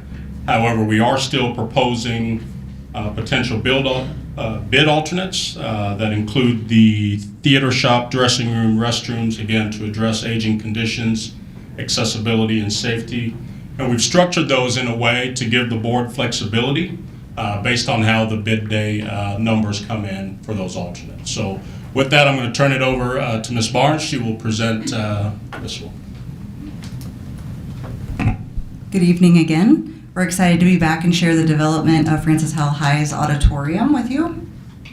We're going to start with what we shared a little bit in September, and just wanted to start with the existing conditions. Reminder, they're currently working with a deficit of seating count and also just unusable seats, as you can see here in these photos. So getting new seats and increasing that capacity is really going to help support learning and allow the community to come in and experience more of what the kids are doing in both performing arts and other musical programs as well. As you can see here, some of the lighting, theatrical equipment is getting aged.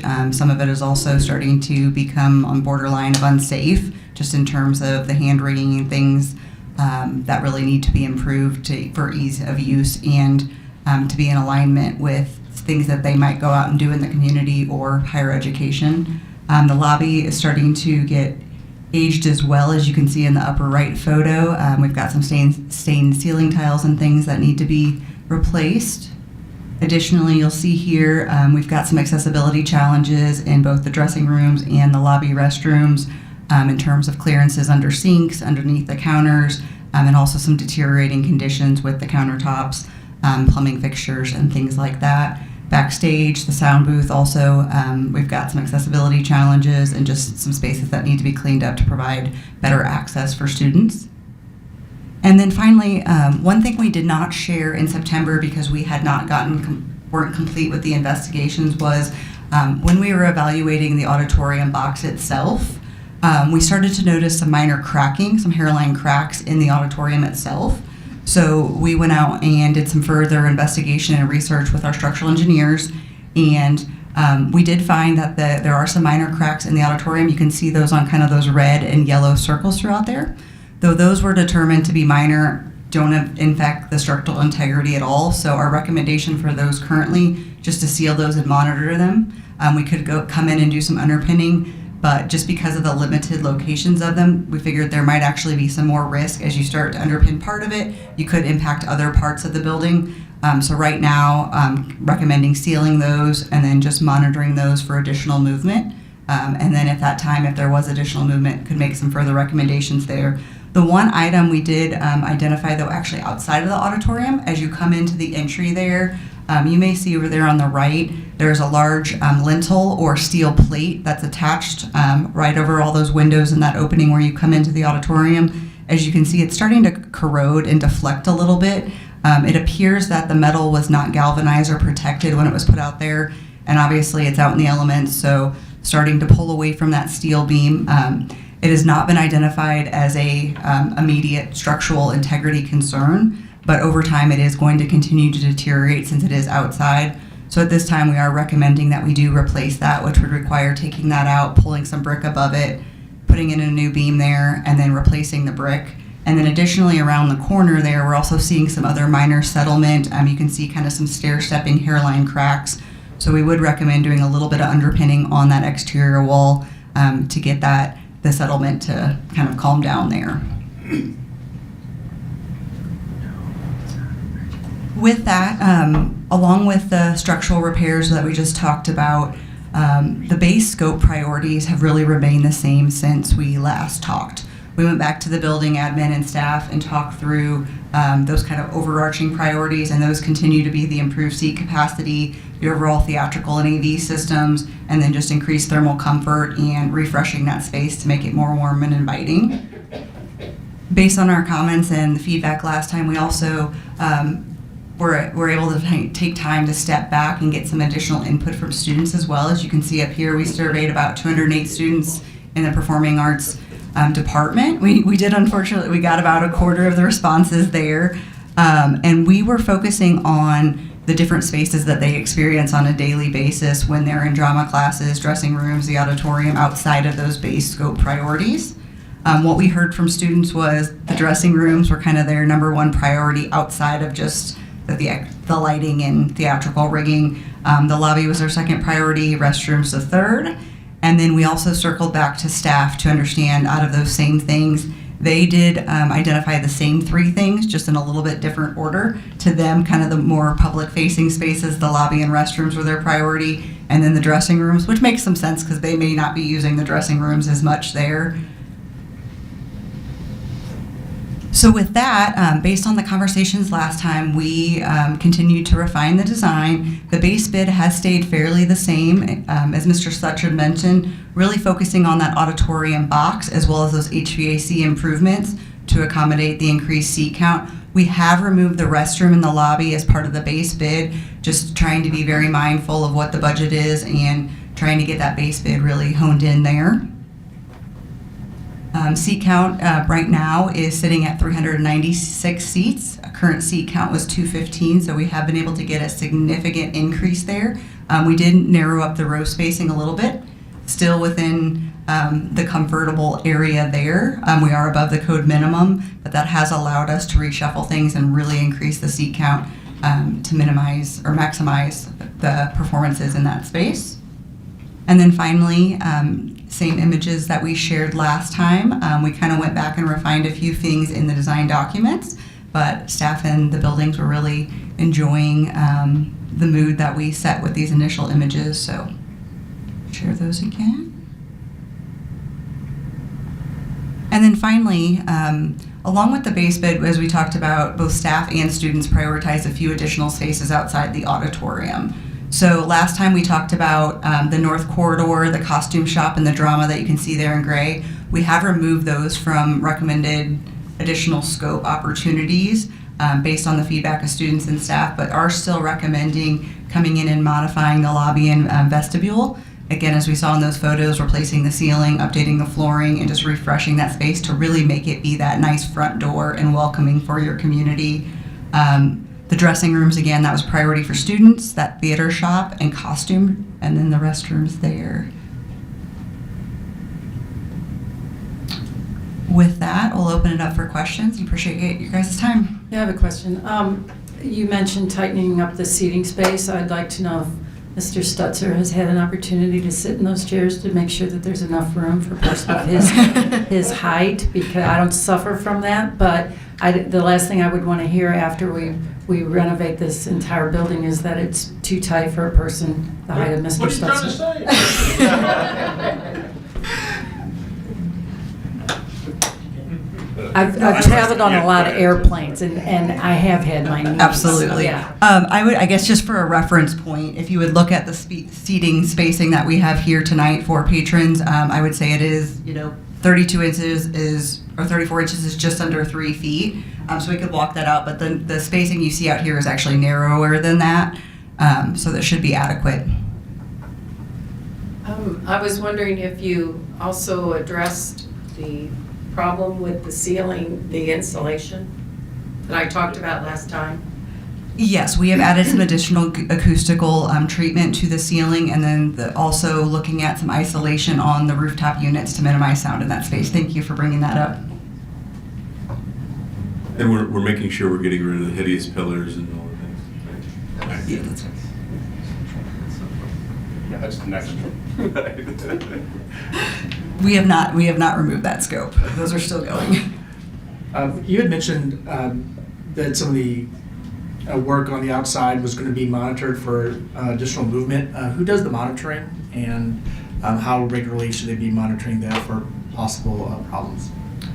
Let me get back to you on that and get a firm recommendation from the structural engineer with that report. When we send it out to bid, we'll include some monitoring instructions in there. Any other questions, board? All those in favor, say aye. Aye. All those opposed, say no. Ayes have it. Next, board, I'd like a motion to approve the Francis Howell Central Auditorium Design, Development, and Let Bids as presented. Second. Mr. Stetzer. Okay, thank you. So once again, we want to acknowledge and thank the board for their comments during the September board meeting on this presentation as well. So again, to reduce costs, the green room, drama classroom improvements have been eliminated from this scope as they were less prioritized by students and staff. But once again, however, we're still proposing the bid alternates very similar to Francis Howell High for the lobby improvements, theater shop, dressing rooms, and we've structured them in a way, again, to afford the board flexibility depending on how bid day numbers come in. So I will turn it back over to Ms. Barr. All right, last one you have to hear from me for tonight. Moving over to Francis Howell Central, we're also excited to share the design development here. Going back to those existing conditions, very similar to Francis Howell High, the seat count there is a little bit higher at Central, so priority of increasing that seat count a little bit less there, but the stage lighting, rigging, and that entry and lobby were also identified, as you can see here, starting to get a little bit aged, and the seats they are also dealing with broken seats. Similarly, storage space, dressing rooms, sound booth, all have some accessibility and safety challenges there. The one to note here, as you can see on the left, is the storage space. They have some elevated storage space currently backstage. It is only accessible by a vertical ladder, which obviously if you're carrying things up there has some safety challenges. So we are, as part of the alternate that we are presenting tonight, would include an alternating tread stair. So it's not a full stair, but it's kind of a combo between a ladder and a stair to provide safer access. We don't quite have space for a full stair back there with the box that we're working with, but that would be an improved scenario to increase safety and security for anyone accessing that space up there. Again here, kind of those base scope priorities that were identified throughout the building and admin building students as those improved theatrical systems, finishes, and those seating improvements. Similarly, we got surveys out to about 200 students there, and we got 55 responses. Students, similarly to the other one, were prioritized dressing rooms, once again, the costume loft, and then that lobby. And then staff prioritize those public spaces, the lobby, and then the costume loft and dressing rooms.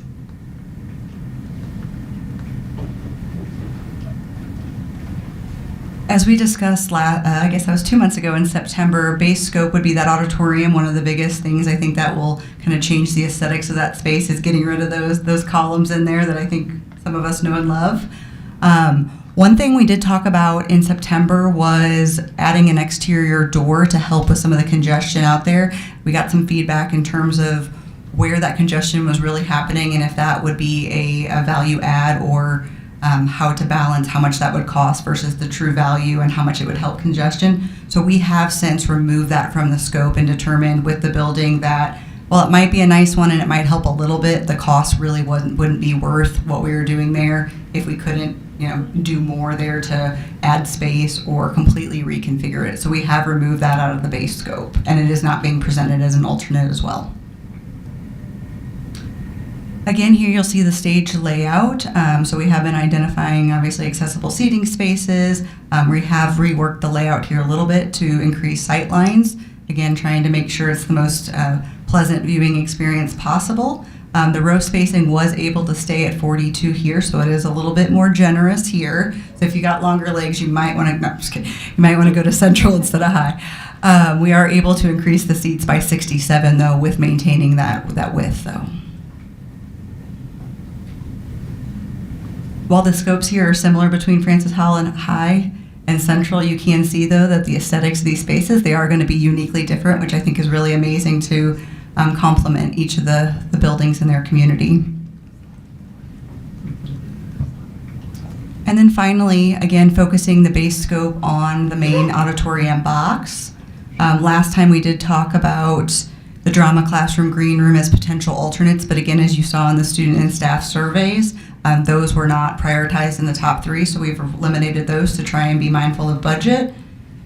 We are still recommending as potential alternates the lobby renovation to improve that community feel as you enter, the dressing room improvements that were prioritized most highly by students, and the theater shop and costume loft improvements to help with that safety of accessing that loft for storage and there to maximize their storage space. With that, I'll open up with questions. Thank you. Questions, board? I have a question. When you say staff input, which staff? Is it staff within the theater department or in general staff? The performing arts staff was, so music, band, orchestra, performing arts, and then building admin. Additional questions? All those in favor say aye. Aye. All those opposed say nay. Ayes have it. Board would like a motion to approve the Francis Howell High School wrestling multi-purpose design, development, and let bids as presented. Under Mr. Setzer. Thank you, Board. Again, with this presentation, you'll hear about the, it's a storm shelter for one, but it'll serve as the wrestling multi-purpose edition for Francis Howell High. If you recall back when we shared estimates for this project at the March board work session, we hadn't been through the typical construction vetting at that point in time. So once we received your approval and started working with end users and also with the county to determine feasibility, we learned that because of the number of occupants, they would require it to be a full ICC 500 storm shelter. So with that, the requirements were dedicated mechanical and electrical spaces within the addition as well as restrooms to be able to appropriately serve folks or students and staff should they be in a weather event during that time. So if you recall, we also had I think about a $2 million carve out from the just for safety related pieces. And so what we're recommending this evening is to let bids, but we're also going to utilize a part of that carve out from the safety portion to be able to help facilitate meeting the ICC 500 requirement as part of this project. Okay. So with that, Mr. Durham will share the design development. All right, so good evening, and let's go over the existing conditions, much like Megan did for the auditoriums. And so these are some of the existing conditions that you guys have seen, so nothing much has changed since the last time I got to present to you on this one. So we currently are using space in the auxiliary gym, which requires the students to set up and then break down every night before and after practice so that it can be used for school the next day. So we're looking for a space where we can maybe leave those mats a little bit more permanently on the floor during wrestling season, just to give the students and the wrestlers a little bit more time to practice each and every day. We do have a lack of storage for those mats. As you can see there, they just kind of roll them up, put them in a stand, and try to set them off to the side. So we've remedied that in the new design as well. And then we found a nice place on the northeast side of the site where we can put this wrestling addition, and it's next to a lot of the existing athletic facilities within the building. So that will be on the far northeast side of the site currently. So you can see here in the two renderings that our pledge here is to try and make this wrestling addition as close to the existing building as we can. So matching the brick, the windows, the doors, etc. Try to make it look like it's always been there and always been a part of the building. So make sure it kind of flows nicely. And we talked a little bit last month. It actually came from some of the questions of you guys. So we wanted to double back this month and tell you guys a little bit more about the storm shelter component, what we call ICC 500, which is required by code. And so one of the questions last month was, what can we get in there in terms of capacity? So what we do have is space for about 904 individual staff and students and visitors that would be in the space if a weather event were to occur and we needed to go to a safe spot. So that's about what we can accommodate in that space, along with just here some of the restroom requirements that we have to have by code and some of the ventilation that we would provide as well. So those are just some of the unique pieces, along with a sturdier structure that we have to provide, like Mr. Stutzer said, with an ICC shelter that's required by code. And so a quick layout here. So again, we have 2.5 mats. Space for them to use each and every day with the connected restrooms that you see on the southwest side on that lower left-hand corner. And then we do want this to be a truly multi-purpose space. So outside of the wrestling seasons and things like that, what can this space be used for? It can be opened up. Those mats can be hung on. You kind of see the shaded tan or green bar at the top and bottom. Those are what we call mat hoists. So those mats will be able to be rolled up, stored up out of the way so that you can use that full floor area with no other impediments as you go. So if we wanted to use it for a multi-purpose space, what we're showing here is almost like a PD day. So we could bring in chairs, there's going to be some televisions on the wall, and teachers could come in into a nice large space and be able to use it for other type of functions. You can use it for other things during the day with school as well. So you'll see some of the renderings there on the right-hand side of what we feel that the finished space will look like, and we believe it'll be a nice asset to the high school. And so short and sweet with that, I'll open it up to questions. Questions? Yeah. Quick question. You said about 904 people can fit in there. Mm-hmm. Is there a requirement, according to code, for how many bathrooms must be offered for it to be a functional storm shelter? Because it looked like 4 bathrooms for 904 people. Yeah. Just want to make sure that was up to code. And all That is correct. So you can see on the bottom, it says required sanitation facilities. So we are required to have 2 restrooms and then 2 hand wash sinks. So in the event of an emergency, everyone goes into there. If they're locked in there for a little bit, for a longer duration, it's just to provide immediate relief on kind of an emergency basis. So it's completely different design criteria than what we would have to do, say, if we did a new elementary school or a middle school or high school. Those numbers would be completely different. That's why you see there's larger group restrooms in other facilities. This is just for an emergency type situation. And so this allows us to meet the requirements to be called a storm shelter. Absolutely, 100%, yes. Other questions for you? Hudson, any chance you're going to take up wrestling when you get to Howell High? What do you think?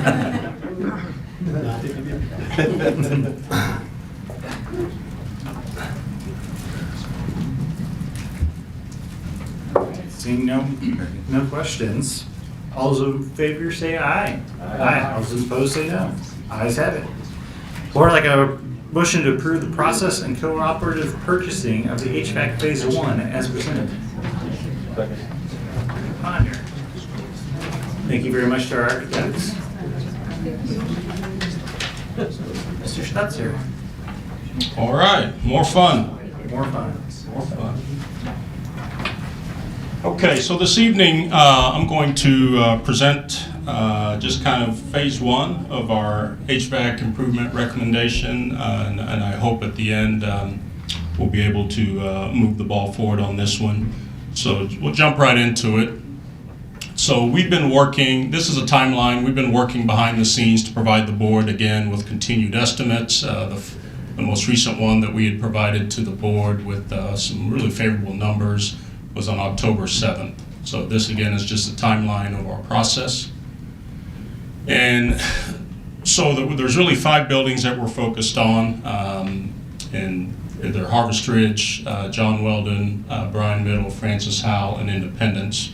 But from an application standpoint, we've really got 2 systems. Independence is predominantly a rooftop application system, and the other 4 sites are all water source heat pump applications. Harvest Ridge.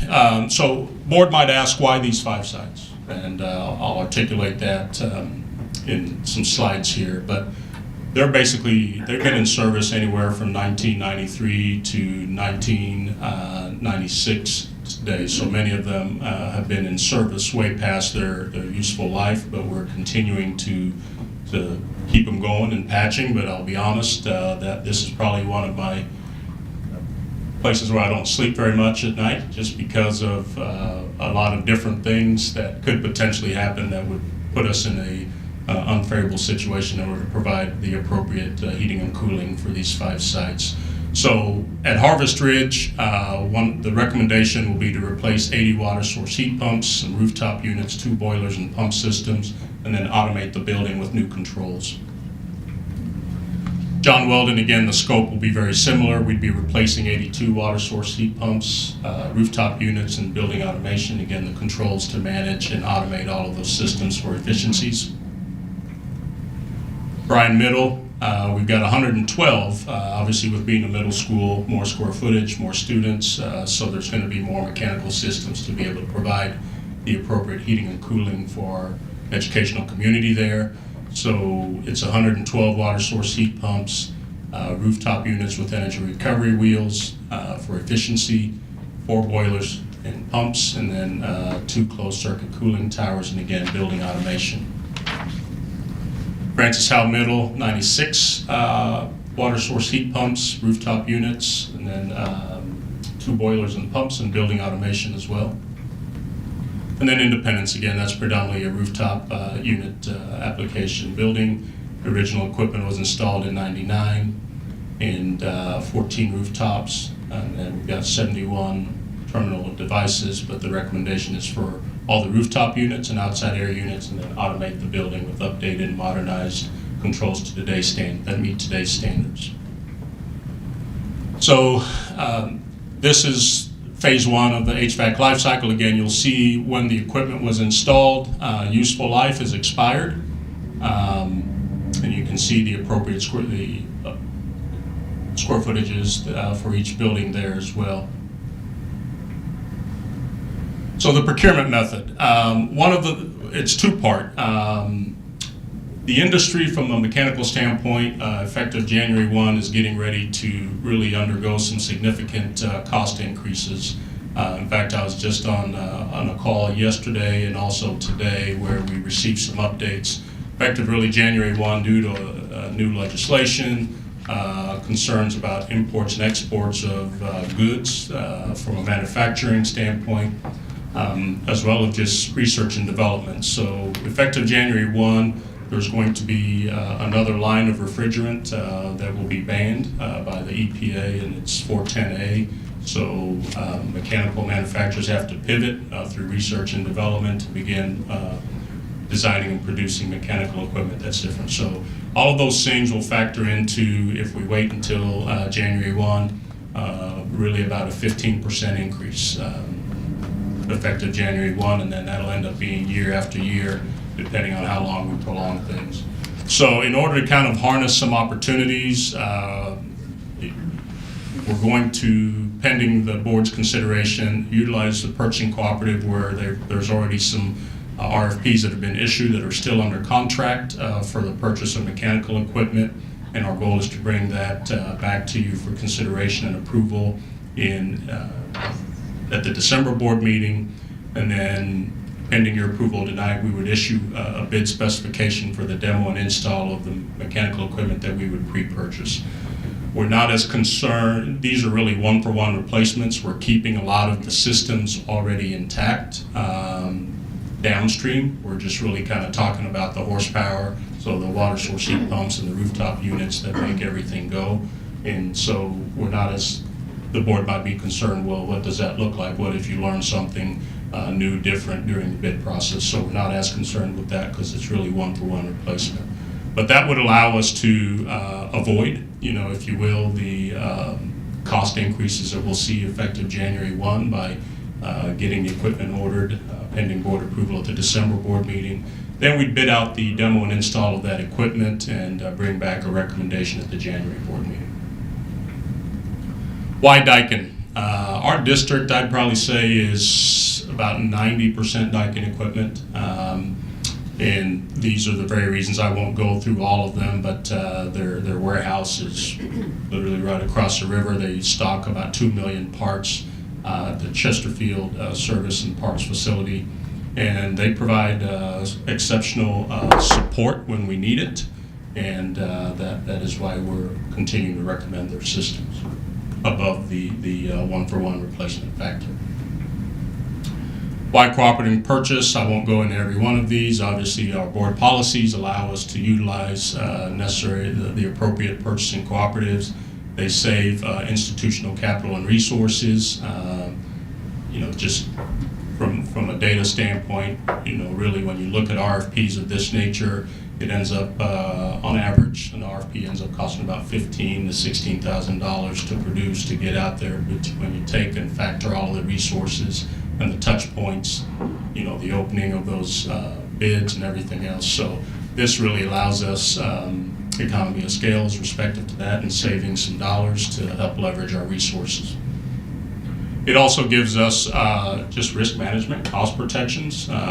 If you look at all the projects that we've brought to you for consideration and approval that have been through a cooperative purchase, we have not had one change order. Okay, so this would also apply respective to how we're looking to procure this project.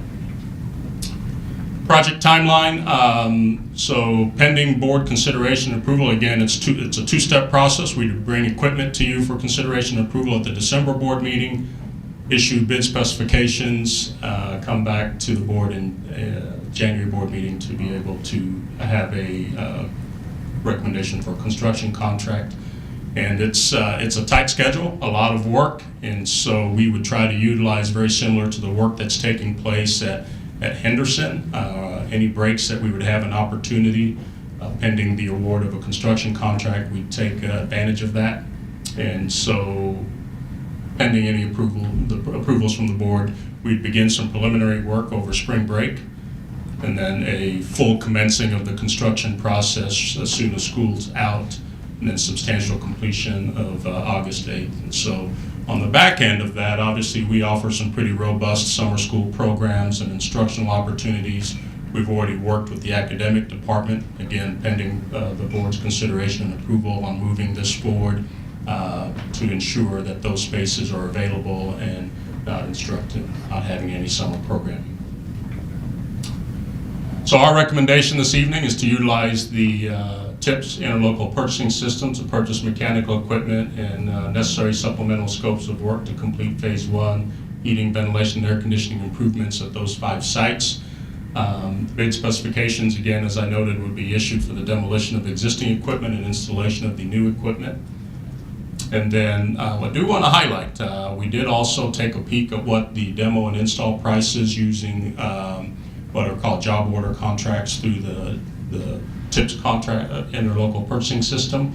And in the event that our bid day numbers are higher, we would still be available to take advantage of pricing through the interlocal purchasing system. So with that, I'd be happy to take any questions the board may have. Questions, board? So the schedule looks like it'll be completed in August of 2025. Yes. Considering that it's also going to be obviously hot in August 2025, and is there anything that can be done to push the completion date closer to July, or so, to give you some wiggle room if there's problems with weather or other stuff? I'm just thinking about what happens if there's 5 schools and their air conditioning isn't set in August. How do we prepare ourselves or protect against that happening? Okay. That's why you hired me. I think so. It's a good question, and we've got, the key is to get the key people around the table and make sure there's concise communication. And from a weather standpoint, obviously a lot of the work is interior, and so when we do have weather, it's really limited to the setting of the rooftop units. Most of the other work, the water source heat pumps, is interior work, so we're fairly confident that we'll be able to get all the scope and work done by that August. Thank you. Additional questions? All those in favor say aye. Aye. Those say no. Ayes have it. Thank you, Mr. Stetson. Next, board, I'd like a motion to approve the revised 2024, 2025, 2025, 2026 calendars due to changes in legislation as presented.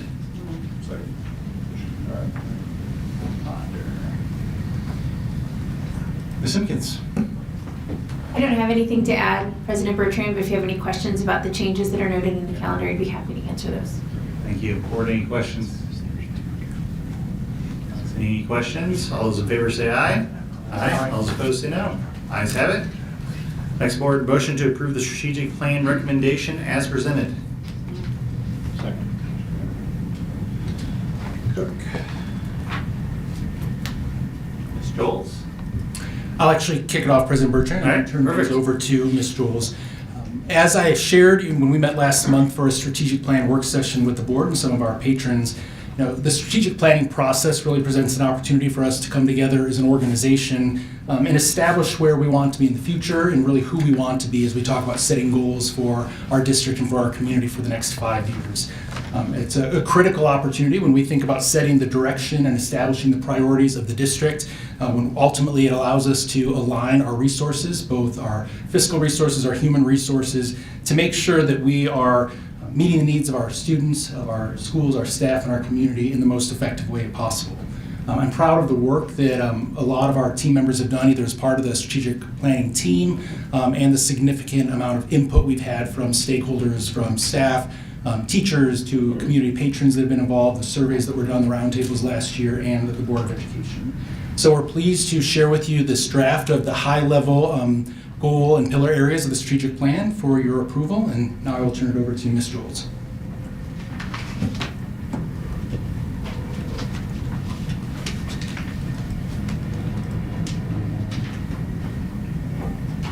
Thank you, Dr. Rumpus, and I promise to keep my remarks fairly short this evening and focus on just a few topics. I'll provide a quick recap of the October 10th board workshop to highlight for those in the audience what we covered during that session. I'll then walk through the revised draft of the strategic plan that you have with you at your desk and share the anticipated timeline for the next phase of work pending your approval this evening. For those in the audience who might have missed the October board work session, we invite you to watch the recording on YouTube for a more robust presentation about the work of the strategic planning team leading up to this point. We get into a little more detail there about each of the different pillar areas and the focus areas within those. As a quick recap here, the topics we covered at the October work session, we shared the planning timeline, a 5-phase process that began with the board workshop in January of this year, where 4 focus areas were identified, followed by about 5 months of gathering stakeholder input through a series of surveys, community roundtables, and focus groups. We talked about the 21-member strategic planning team that came together in August to review hundreds of pages of data and stakeholder feedback, and then use that information to develop priority areas of focus within each pillar of the plan. We also shared a summary of their SWOT analyses and told you about a big picture zoom out activity that they did to imagine how the future might look different than our current reality and consider what our students and employees might need in 5 to 10 years. And finally, we walked you through the first draft of the plan, including new vision statements and core values, and then you each had an opportunity to provide feedback on the various components of the plan. We revised the plan based on your feedback, and again, you have a copy at your seat if you want to follow along that way. There were minimal changes on this slide. The mission did not change. We've had this mission for many years. We did make a slight adjustment to the wording on the first bullet point under the vision and added the source. I think originally it said regarded as one of the top 5% high-performing districts. We changed that to recognized and clarified that we would measure that using DESI data as opposed to niche or something like that. The values you see here are the same as we presented to you in October. No changes here. And I'll just say we are really excited about the opportunities ahead to infuse these values into our school and work cultures. As I shared in October, it will be really important that we as a community embrace and model these values and not just paste them up on a wall and call it good as soon as the plan is approved. Pillar 1 is about teaching and learning, and the 3 buckets of work, if you will, are really around student achievement, student support, and college and career. And most of your feedback at the board workshop was around KPIs, and so this is where you'll see the biggest change from last month's draft. Initially, we presented 8 or 9 KPIs for each pillar, and you really encouraged us to tighten those up and focus on just a few measures that were most important. And so for academics, you'll see up here, this is where we landed. 70% of all students and 50% of those in a student group, as defined by DESI, will achieve at proficient or advanced levels in all areas tested. 80% of students will be reading on grade level by the end of 3rd, 5th, and 8th grades. And 90% of graduates will meet 80% of our Portrait of a Graduate indicators, which is yet to be developed. That will be developed in that next phase of work. Under the people pillar, the focus will be on workforce planning, staff recruitment, and staff retention. And these are the KPIs we will use to measure success in that area. 92% of educators will be retained each year.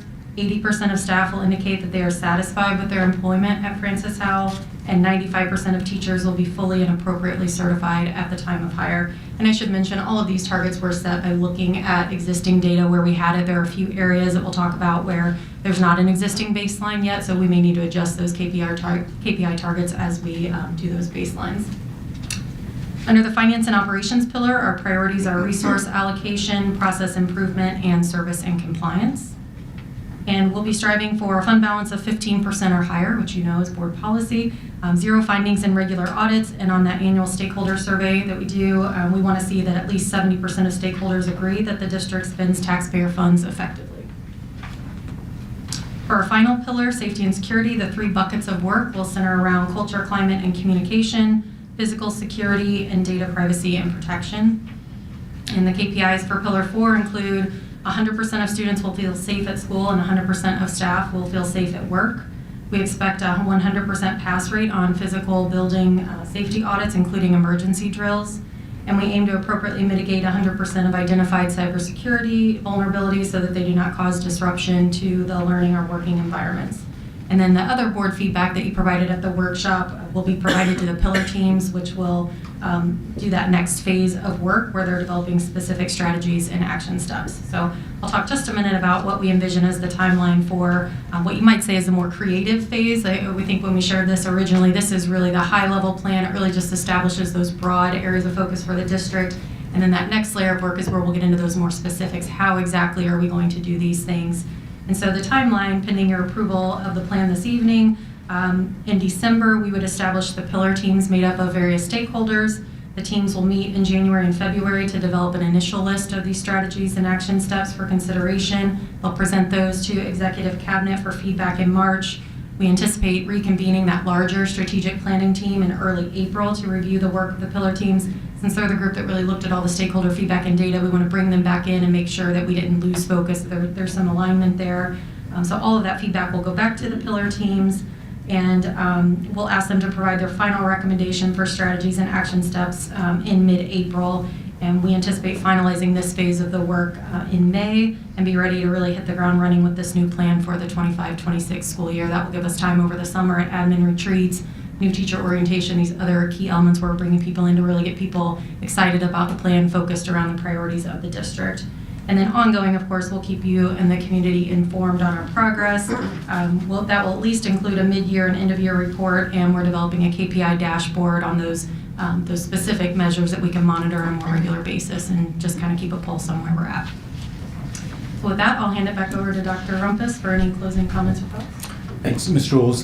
So the timeline that she just presented is really aligned so that it will support our budget development process that you know begins in earnest when we come back from the winter break. So as these steps are outlined, allowing us to make decisions around the budget that will support the strategic plan. We do recognize that from a staffing standpoint, it'll be a little bit out of alignment, and so any significant staffing changes that might come from the plan will probably be implemented in the 26-27 year. It will also allow us to finalize some of the details so that as the academic team and our building level supervisors begin to work with schools to plan their school improvement plans for next year, they can be aligned directly to the strategic plan goals that we have established. So as I said at the beginning, I just want to thank many stakeholders that were involved. You know, this process really began last January. We had thousands of survey respondents from community members, parents, staff members. Hundreds of you participated in our roundtables and focus groups. The planning team that came together, and really our cabinet that spent a lot of time working on this, and Ms. Jules who facilitated the process. So we're happy to share this with you and can answer any questions and ask for your approval this evening. Questions, comments, board? Just take this opportunity to say thanks to Dr. Rumpus and your team. I know this was a lot of work to take a lot of really qualitative data and input from certainly the board, but and all the other stakeholder groups. And I saw all of the. Actually, I probably saw just a handful of the notes and things that were out there. It was a lot of input that was filtered down into what we see here, and just acknowledging the work that went into this. It really is appreciated. I think no matter the board going forward to 2030, I think this is something that any person can agree to go with. I'm happy that it's turned out this way. Seeing no other comments, all those in favor say aye. Aye. All those opposed say no. Ayes have it. Next, board would like a motion to approve the financial report as presented. Under Ms. Embry. Good evening. Anybody need a stretch break, right? Long night for us, for all of us. Okay, so I will keep this moving forward. I'm happy to present the budget amendment. I also need to acknowledge the work of our new Director of Finance, Julie Walsh, as she and I have worked steadily on this for a number of weeks. And so you'll recall that during the August 15th meeting, I presented to you that analysis of our budget performance from last year when we assessed our actuals. And we saw then that there would likely be some potential budget amendments for us in the current year based on that activity, and that is here for you this evening. I'll also provide you an update on the Safe Schools Assessment. I've included for you again the finance and operations primary focus. I don't need to cover all of that in detail, but it's there for you to read if you so desire.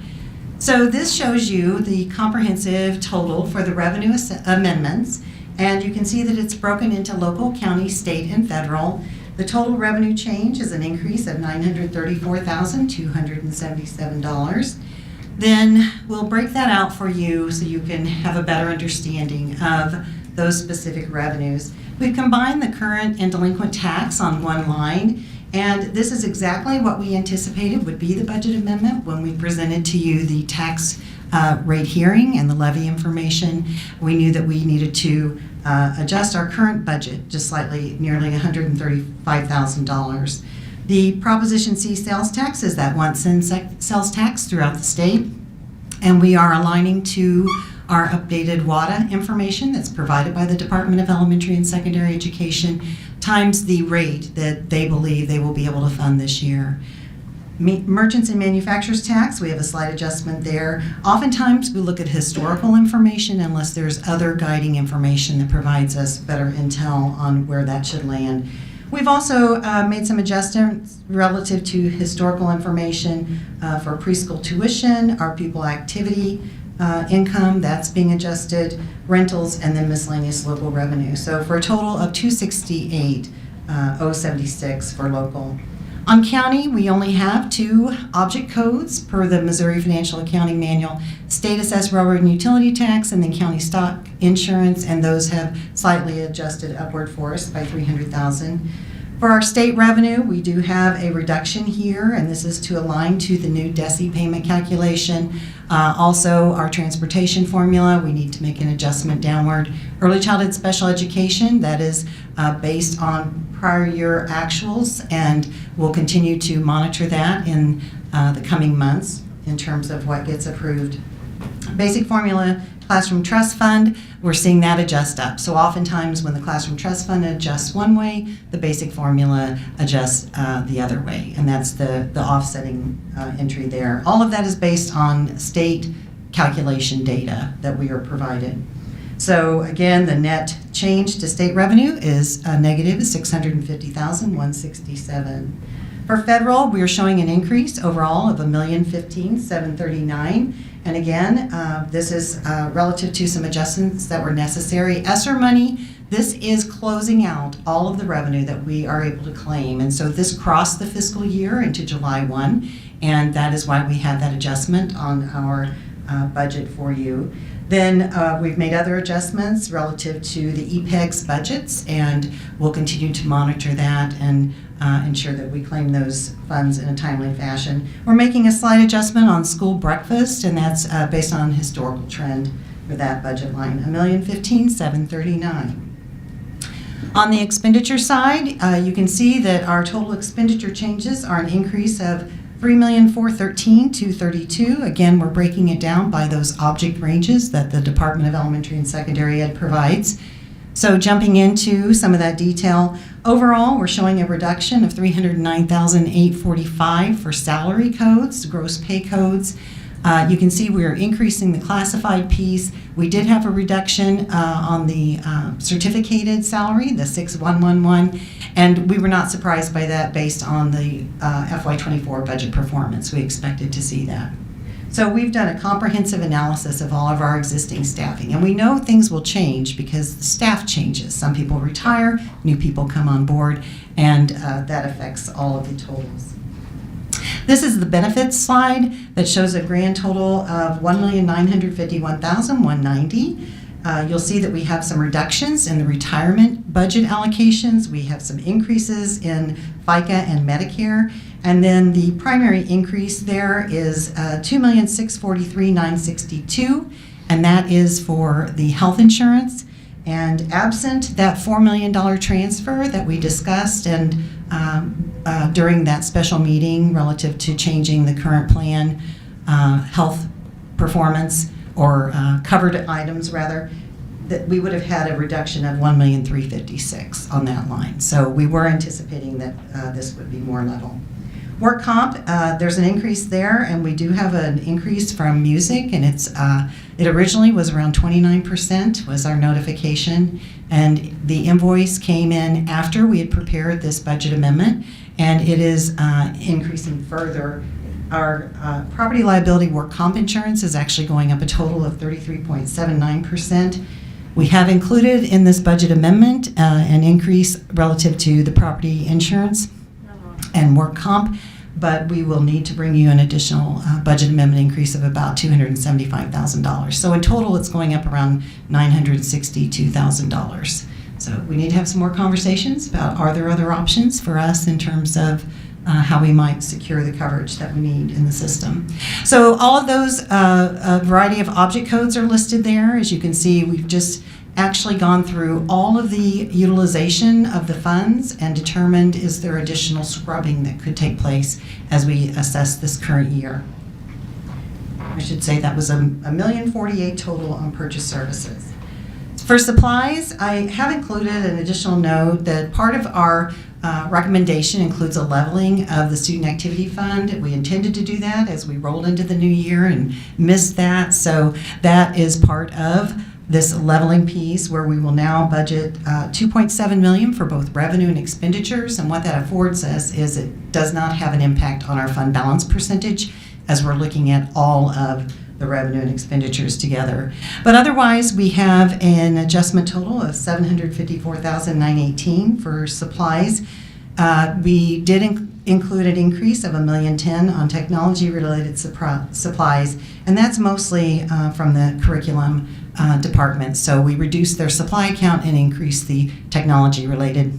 It's just a specific coding piece from the Department of Elementary and Secondary Ed that we must comply with. Moving forward, we have an expenditure adjustment as well, and it's ever so slight, a reduction of $31,800, and that was a miscoding that needed to be fixed. So this shows you the summary of all of those changes that I've just presented for you and the impact that they have on each of the funds. There are significant corrections included within this budget recommendation by fund for our federal allocations. So the application of those revenues has interestingly been coded in one fund when most of the expenditures occurred in a separate fund. So we've adjusted that this year. This is a familiar slide for you, and you can see that all of that together, should you choose to approve the budget amendment recommendation, will cause our operating fund balance to change to 29.91% for this fiscal year, our estimate for June 30. And that's a slight reduction from that which we reported to you in October of 31.25%. And I have a note in here as a reminder that each time we consider $2.49 million, that's an impact of 1% on our operating fund balance, depending on which way you're going. This is also a familiar slide for you. It shows you our fund balance trajectory. And as you can see, based on these changes, we have reduced. This is with a $4 million transfer to the health fund. If an additional transfer is needed, of course, that will change this anticipated change in our fund balance percentage as we journey forward over the years. So I've shared with you before, but the health of the district is not demonstrated by looking at a moment in time, but in looking out and seeing how our revenues and expenditures project further. So this now is just a brief Safe Schools assessment update. So all of the interviews have been conducted. We did have two different gentlemen. One was working mostly on the physical piece of safety for our students and our staff, and another gentleman focused more on the behavioral piece and did additional interviews. Principals were interviewed, other leaders were interviewed. We visited sites. Mr. Delaney and I participated in that work with these gentlemen. And we have been informed that they intend to provide us a report during the December 12th meeting. So that's exciting news that they've been able to get in and get us prioritized in their work products. So that provides that update. And then that last slide is simply just a reminder of the work that is taking place. And it's not all of it, but it gives you a peek behind the curtain so you can stay apprised. And if you have any questions about any of this, I'd be happy to answer those for you. Any update on the information of the healthcare bill that, the Wegovy and all the other things? Any further information on increased cost from that? We don't have new data to review yet. We do anticipate, based on the activity, that we will see some increased costs as we head towards December 31 when those are no longer covered. And we acknowledge we changed our pharmacy provider, as you know, effective October 1, and that has not been without pain points. There have been some challenges that were totally unrelated to the GLP-1 coverage, and those have been remedied as far as I'm aware at this point. Our broker was working diligently to help mitigate some of that experience for our people. Ms. Emery, you spoke to the $4 million transfer and alluded to the possibility of needing to transfer an additional amount. I just want to make that clear to the board that we do anticipate that being another amendment that will have to take place at some point this year. I'll also mention, Ms. Walsh and I discussed, we'll start providing, as part of our financial update, a health fund update that will be separate. It's not part of our operating funds or our governmental funds that are reported to DESE, and we'll do that moving forward so that you can monitor it with us. There's also a big reduction in, I think it was summer school revenue, $762,000. Something like that. We'll probably need to look at that. Our summer school revenue is combined within our basic formula. So maybe we need to see. Never mind. Okay. Other questions, board? Okay, thank you very much. All those in favor of approving the finance report, say aye. Aye. All opposed, say no. Ayes have it. Next, I'd like a motion to approve the purchases as presented. Second. Ponder. Questions, board? All those in favor say aye. Aye. All those opposed say no. Ayes have it. Or like a motion to approve the bus lease rental ECSE special education as presented. Ponder. Simpson?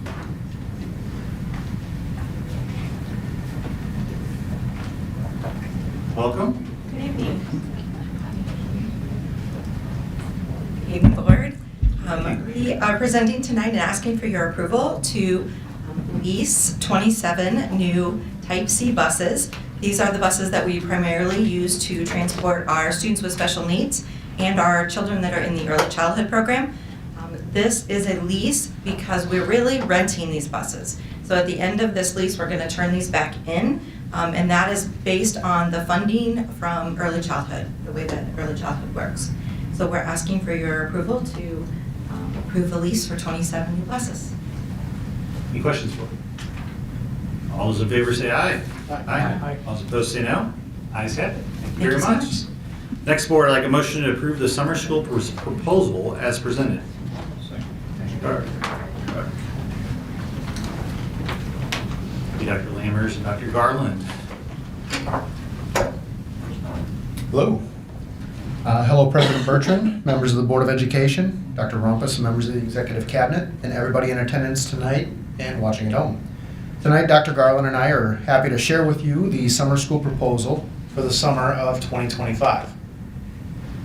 As you can see from the chart, the district is proud to provide one of the most robust summer programs, not just in the St. Louis metro area, but anywhere in the state of Missouri. Tonight we'll share with you the full scope of offerings from elementary through high school, including interventions, enrichment camps, credit recovery classes, credit advancement opportunities. On the screen, you can see a listing of every program. We will cover each in greater detail on the following slides. Now I'll turn it over to Dr. Garland, who will share our elementary and middle school offerings.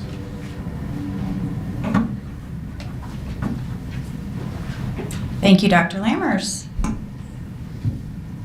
All right, I would like to just start and begin by just highlighting the summer programs planned for our elementary students this year. So this year we will continue offering our elementary summer success program, which focuses on targeted reading intervention, and it will be hosted this year at Warren Elementary. Previously, this program has operated at 2 elementary sites, but due to the ongoing construction and the facility projects that are planned across the district, we are consolidating it to 1 site this year. And I think a lot of the work that Mr. Stetzer highlighted earlier is affecting where we're able to host our robust programs this year. Last year, you may recall that we transitioned from a half-day program to a 4.5-hour program. Feedback from our families and staff was overwhelmingly positive with that change, and so we are proposing the same time frame for this summer for our elementary students. The extended time last year allowed teachers more dedicated time to focus on targeted interventions while also allowing ample break time for our students throughout that learning. Additionally, I'm really excited to share that families of students eligible for reading support will have the option this year, depending on the offerings offered through launch, to access virtual support if they choose. This program will offer an asynchronous learning paired with live teacher support in 2 sessions. They operate 1 in June and then 1 in July. Families will have the flexibility this year to enroll in both our in-person summer program and the virtual option for added support, or just the virtual program if it better accommodates their summer schedule. We have a lot of families that have conflicts with vacations and whatnot, and so they choose not to enroll because of the conflicts and just the amount of time their kiddos would miss. So this would offer them the opportunity to still get support if needed and do it in the luxury of their own home. I'm also excited to share that we are expanding our camp offerings again this summer. Alongside favorites like STEM, robotics, sports and fitness, music, culinary camp, and strategy games, we will be introducing a sewing camp and a dance and cheer camp this summer. These camps have always been extremely popular, as you know, and we're excited that we're able to provide even more enriching opportunities for our kids at the elementary level. All right, the district will continue to offer the middle school summer success program, providing students with targeted intervention in both reading and math. In addition to these core subjects, students enrolled in the program will also have the opportunity to participate in PE and other electives throughout the day. This year, the program will be hosted at Francis Howell North and will run from June 9th through July the 2nd. I'm excited to share that families of middle school students eligible for reading or math support will also be able to enroll in a virtual option through launch. The program, like the elementary that I described, is an asynchronous program with live teacher support, and again, offering 2 sessions, 1 in June and 1 in July. I want to make sure it's clear that they don't have to enroll in both June and July. If they choose, they can do June or July, or both. Families can choose to, again, enroll in both in-person and virtual to provide either that additional support at home or just to accommodate and offer some flexibility with their summer schedules. Middle school kiddos will also have the chance to join 4 enrichment camps: STEM, app camp, theater camp, and biomedical. Our STEM camp and our app camp will run for 3 weeks, and the reason for that is because the 4th week is just a 3-day week. The biomedical camp will be offered for 2 of the weeks, and then the theater camp will span the entire 4 weeks. All of the enrichment camps will be hosted at Francis Howell North as well. Dr. Lammers, I'm going to turn it over to him, and he'll explain to you the high school programming and then just the budget implications as related to summer school.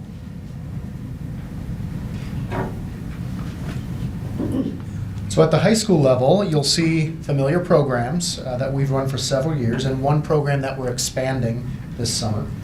We plan to run our high school program at Francis Howell North High School. On the left, you'll see the high school summer success program through which we offer our credit recovery classes. The credit recovery program is where we offer classes to students who need to retake courses that they previously failed during the school year, either with us or in a district that they previously attended. The 18-day credit recovery program will be divided into 2 9-day sessions, each consisting of 60 hours. Each 9-day session represents a semester-long class, and during the first 9-day session, students will retake first semester courses, whereas during the second 9-day session, they'll take second semester courses. Students are able to recover up to a full credit through the summer success program.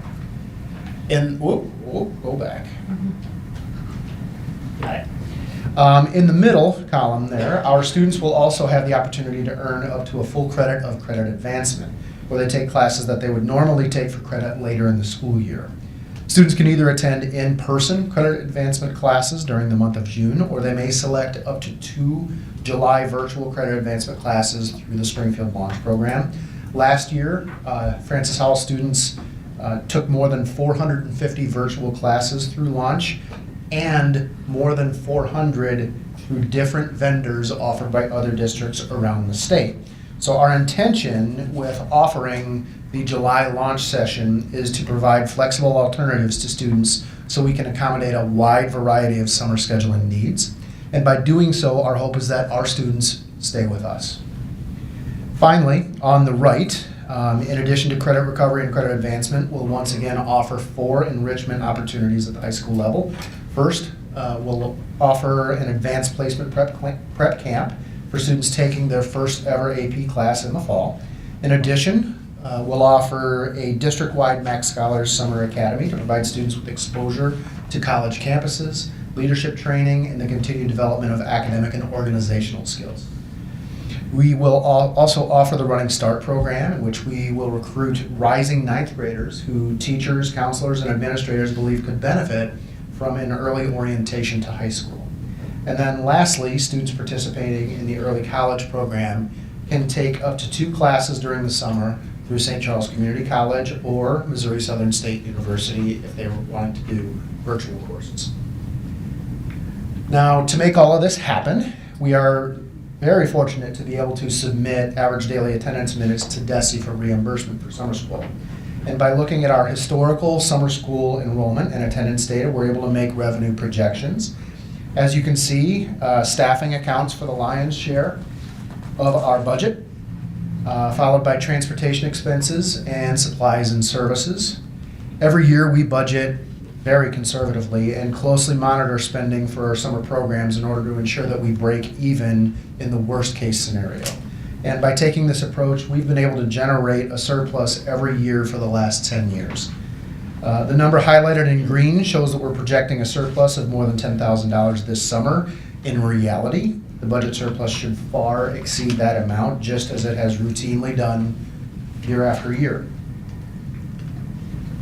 Thank you for giving Dr. Garland and I an opportunity to present our summer school proposal for the summer of 2025. And with that, we can entertain any questions that you may have. Questions, board?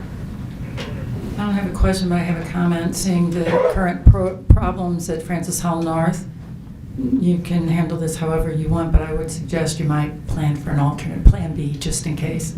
New buildings tend to have issues sometimes. We can certainly pivot if we need to. We'll coordinate with Saloon on that if that happens. How many people, how full are our summer school offerings? Talk elementary. Last year, we did see an increase in enrollment in our elementary summer success program. We generally, I would say, I don't have the exact numbers in front of me, so I can get that to you if that's of interest. But I would say historically, we enroll anywhere between 5 and 650. Last year was a higher year. We were closer to 700. Camps, we max out our camps. We generally have a wait list, but I will say that last summer we did a much better job of making sure that as a spot open that we utilize the wait list to fill those spots. I don't know the exact number of students that were on the wait list for camps last summer. By offering more camps, we're hoping that we're able to get more students in. I appreciate it. It just seems like what a great gift to give the students in our district. Just making sure that if there's openings, that students know that there's openings. Thank you. Board, there's always a lot of logistics to planning this robust of a summer program, but I want to thank Dr. Garland, Dr. Lammers, Sloom Stutzer, Jen Simpson, Marilyn Coleman in our child nutrition department, and all our principals. There's had to be a lot of extra collaboration this year to make this work so that we can move forward with the current construction projects, the additional HVAC work this summer.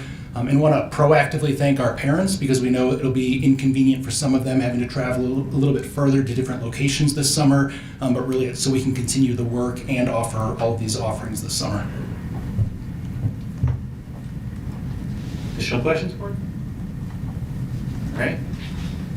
All those in favor to approve the motion for the summer school proposals, say aye. Aye. All those against, say no. Ayes have it. Next, we have a presentation on debt service management. And we'll take a 5-minute recess. There we go.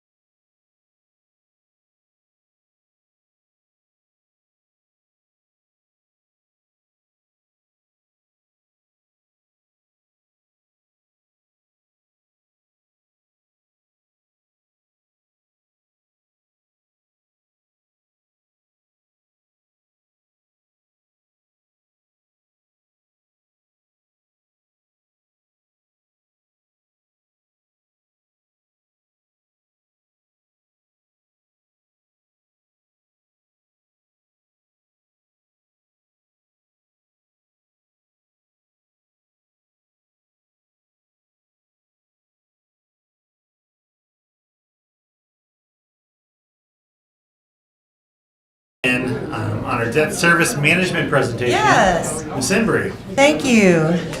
So I am super pleased to be able to introduce to you our representatives with Piper Sandler this evening. So just as a reminder for you, we let an RFQ for bond underwriter services. That was presented to you during the October meeting. And this evening, we have our partners with Piper Sandler who will present to you. We'll get that presentation uploaded after the board meeting, as we had indicated previously. The thing I would share with you about these gentlemen, I've had opportunity to work with them in my past experiences over my 30-plus years in public education in Missouri. And the thing that sets them apart more than anything is they don't just show up for a sale of a bond. They are strategic partners that are assisting administration and the Board of Education in understanding all the options before us and helping us make sure that we make the best choice for our students and our community. So with that, I am super pleased again to introduce to you Dr. Brent Blevins. Excuse me. He has 8 years of experience in this work, and prior to that, he had 21 years of experience serving kids in the state of Missouri through public education. And with him is Mr. Joe Kinder. He has 18 years of experience in public finance and serving Missouri kids. So I'll turn that over to them. They have a presentation for you. I do want to say this is very important. This is an informational presentation. We want to make sure you have opportunity to ask them questions. And then Dr. Rumpus and I have discussed that then next month we'll have an agenda item if that is agreeable for you. And I'll come back in and provide some additional information, and it'll be a discussion opportunity for you on next steps. Part of what they're presenting this evening includes, we did receive some information from St. Charles County that gives us an idea of the impact of Senate Bill 190, and these two partners for us have helped in calculating that out on the financial loss potentially in the future. So thank you very much. Thank you. We appreciate the opportunity to be here and work with the school district and partner. I'd like to also introduce, we have Hannah Snyder, who's also with Piper Sandler here, a colleague of ours that's here this evening. Yeah, we appreciate that introduction, Ms. Embry. Again, we're super excited to be here. You probably will tell through our presentation, Joe's got an education background. Both his dad's a retired superintendent, his mother's a retired educator. Both my parents are retired public educators, as is I. So when you see Learning Objective 1, Learning Objective 2, a little education background coming out when we're sharing our presentation, so I apologize. First of all, just real quickly, I want to talk about what we do at Piper Sandler and what Joe and I have done years working together. We really want to partner with our clients, partner with our school districts. We're here to educate the Board of Education so that they can then make good decisions moving forward for their students. Like Ms. Embry mentioned, we don't want to be here to sit here and show you a deal.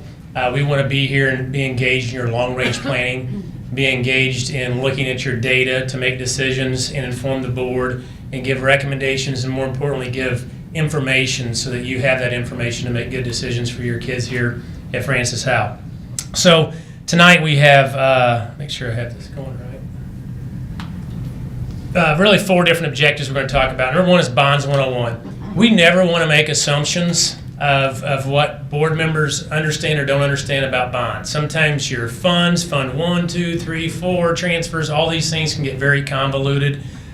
We don't want to insult anyone's intelligence at the same time, but we're going to briefly go over kind of Bonds 101 and talk about that bricks and mortar fund, that fund that actually takes care of your debt service, outstanding debt. We're also going to talk about what a lease purchase is. It's another avenue of accessing proceeds for projects, for capital projects. Then we're going to talk about your long-range plans, options. So you're in a position, the district's in a position with their current debt service levy to look at really 3 different options, and we're going to briefly go over all 3 of those. And then lastly, as Ms. Embry said, Senate Bill 190. That's been a hot topic in public schools since that's been passed. We've got some recent data from the county in the last few days that we've threw together some hypothetical numbers based upon the data we currently have. Obviously, that's going to change as it moves forward to kind of give you an idea of what kind of impact we, at least at this time, think might have on the district. Thanks, Brent. We're going to fly through these slides really quickly here at the start, because not to just fly through them, but just for the sake of, we know you've been here for a while and some of you might know this, but bonds are really the only way that a school board in the state of Missouri can leverage future dollars, future tax dollars from future boards to make any sort of facilities improvements, or really to leverage any future board revenues. And for the specific purpose, I sat back there too long, let me start over. For the specific purpose of capital improvements, so it's leveraging dollars today to get construction projects done and paying that out over time, just like you would borrow money for your mortgage or for your car. So we can do anything with facilities with that. Within any bond project that we do, it has to be authorized by a valid election of your taxpayers. And within the improvements that we do, there are 4 things that if we do those improvements or want to do those improvements, they have to be included in the ballot language. So just to keep in mind, if you're going to buy land, you've got to have that in the ballot language with those proceeds. If you're going to build anything new and freestanding, you've got to have that within the ballot language. If you're going to purchase any personal property that would not be considered a fixture, so think technology, buses, anything like that, we've got to place that in the ballot language itself. And then if you're going to do what we'll talk about in a little bit, if you're going to repurchase lease debt, so if you're going to take out lease debt, which is a fictional debt, where you don't encumber future boards, but you require future boards to allocate funds to make payments, if you're going to shift that debt from KID dollars, from Fund 1, 2, and $4, and into Fund $3, we've got to place that in the ballot language itself. But other than that, I'll shift it back over to Brent and let him cover a few more things. So, as you all may know, your elections are February, April, August, and November. It's 4/7 every April. It's 4/7 on those dates on even number years. Odd number years, your August and November are 2/3. So obviously there's a strategy when you go into no tax increase bond issues in regards to a majority of what passes, 4/7 or 2/3. Your constitutional bonding capacity, the district actually has 2 types of bonding capacities. The number one thing is your affordability capacity. So your 67-cent debt service levy will afford X amount of dollars out of your debt service fund. That ad valorem tax is obviously generating dollars in that bricks and mortar fund to pay outstanding debt now that you have and any future issuance as well. So you have that the capacity in regards to constitutional capacity. That's 15% of your assessed valuation, obviously less than your principal amount outstanding. So the district does not have the ability to go out and access as much capital as they want out of their debt service fund. You're restricted by the Missouri Constitution to only access bonds up to 15% of your assessed valuation. Currently for Francis Howell, that is $330 million. So that would actually be your constitutional bonding capacity, but not necessarily your affordability bonding capacity, which we're going to get into in just a second. So when we're in front of you, when you're actually paying us, or when the rubber meets the road and we execute and provide you proceeds for a bond and we charge a fee, we're actually going out and doing what's called a bond sale. So one of the ways that this is an efficient way for school districts to borrow money is that we actually chop your bonds up, even if you did a $330 million bond issue up to your bonding capacity, into $5,000 increments, which is the lowest that the industry will accept in terms of those investors. And we try to match you with investors who are willing to pay the highest price, which for you all means the lowest yield. So in other words, we're conducting an auction in $5,000 increments among investors who are willing to pay the highest price, whether they want just $5,000 or they want the entire deal. And believe it or not, we've had $100+ million deals where we've had single buyers want to purchase the entire thing. That's the market we live in now. We don't live in a market. There used to be a time 18, 20 years ago is probably the last time this was the case, where individuals in this room and all around your community would drive the rates. But we've gotten to a point now where capital is so centralized in these giant trust funds like BlackRock and NCAP, Lord Abbott, I'm sure you've heard a lot of these names in the news. They're the ones driving yields, and those are the ones that we're trying to access when we're getting capital. Now, we want to go out and get individuals in your community, but let's be honest, when we're doing bonds that are below 4% interest, even in today's market, out 20 years, and you probably have a money market account at the bank earning 4%, it's hard to say that's a good investment for individuals. And the reason why is because this money is being put to use by these large investors to offset big, risky investments that they've made. I've got my life insurance through Northwestern Mutual, and I always like to make the comparison.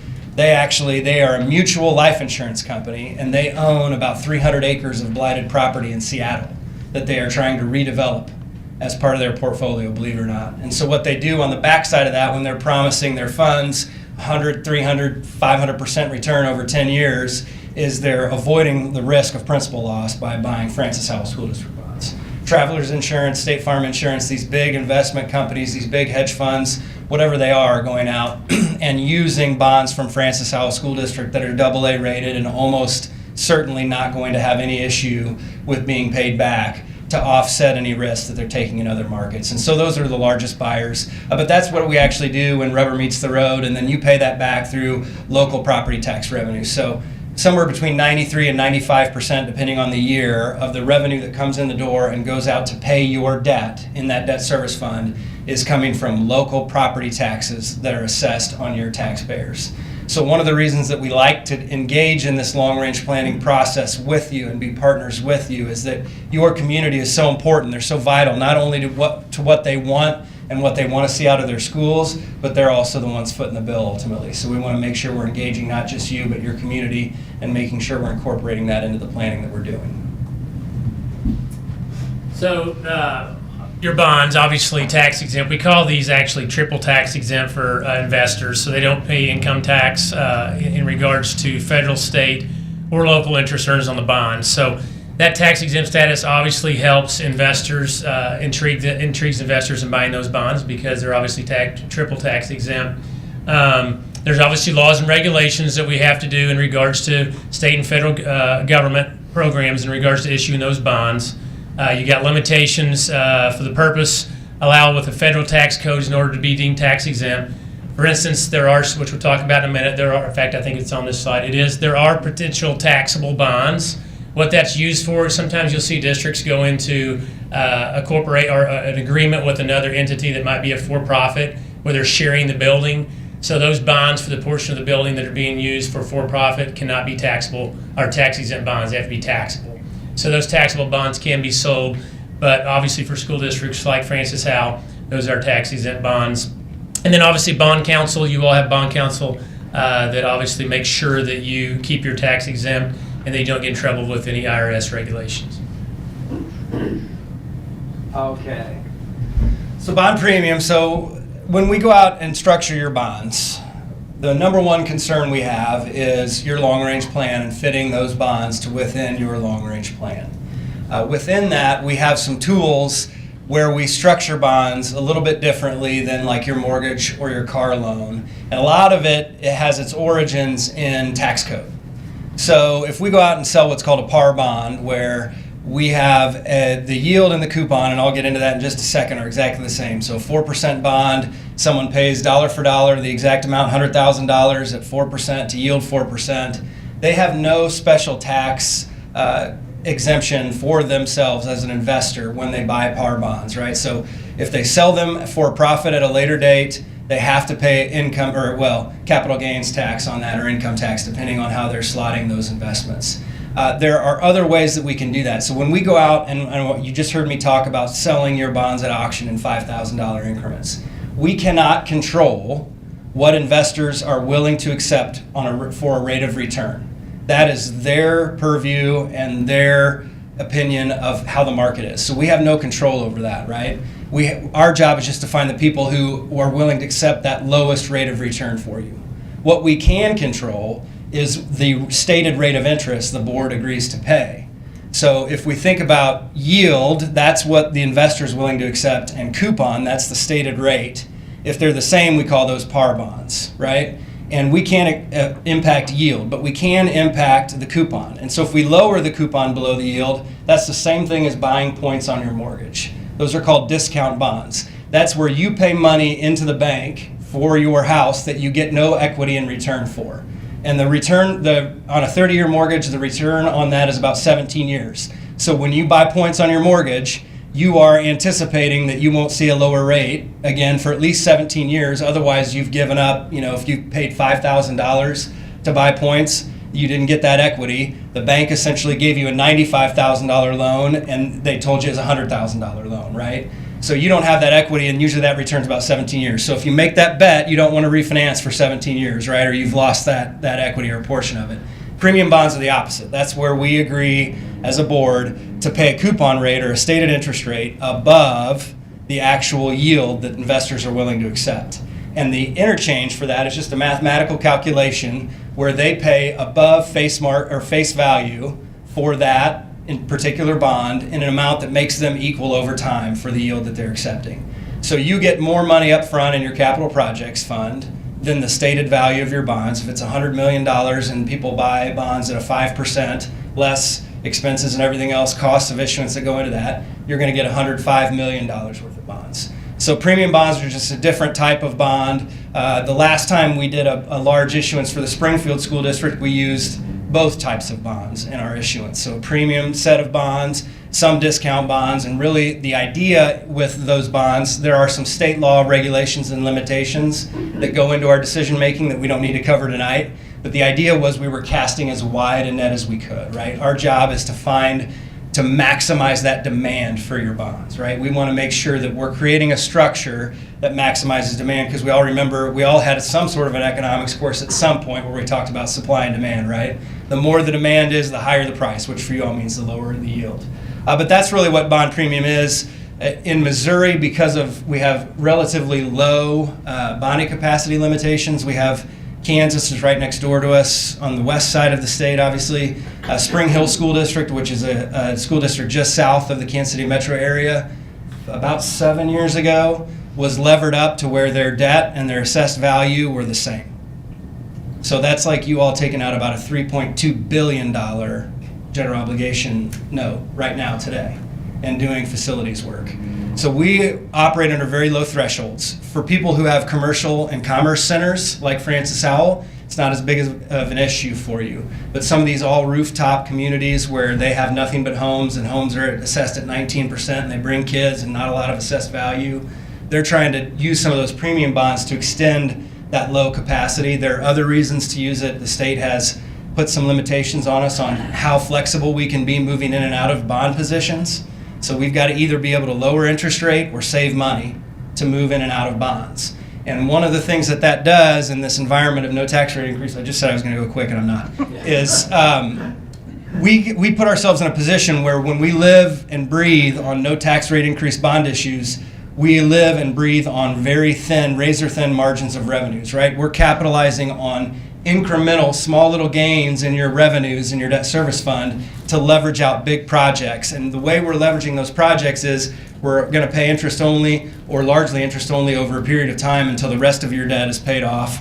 And then we're going to lump principal on the backside of that, right? That's what a no tax rate increase bond issue is. If we just fully amortized every deal and made level payments across, everything would require a tax increase. And so flexibility is really important when we talk about no tax rate increase bond issues. And so sometimes we'll use premium for that, but that's a discussion that we want to have with you out in the open, inform you of what our recommendation would be on something like that, and walk you through that. But just wanted you to know what premium was as a note of background. It's not a tool you're necessarily going to use or have to use or going to want to use, but it is something that's available to you.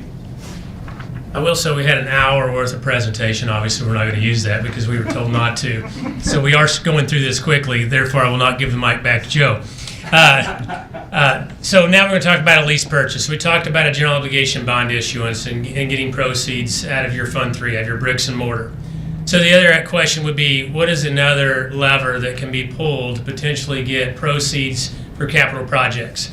And that is through a lease purchase. The district currently does not have any lease purchase debt outside of, I think, some small things for maybe some copiers and things, but nothing of a large amount. So how a lease purchase basically works is you're utilizing existing facilities that you have in the district to use it as collateral for investors to go buy certificates of participation.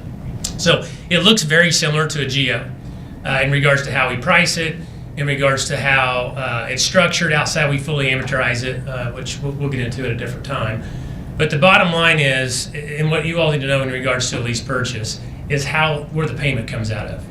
It comes out of your Fund 4 capital project fund. And that is a much different fund then obviously your debt service fund. Your debt service fund has the ad valorem tax, the 67 cents that's driving revenue in there to pay for those bonds.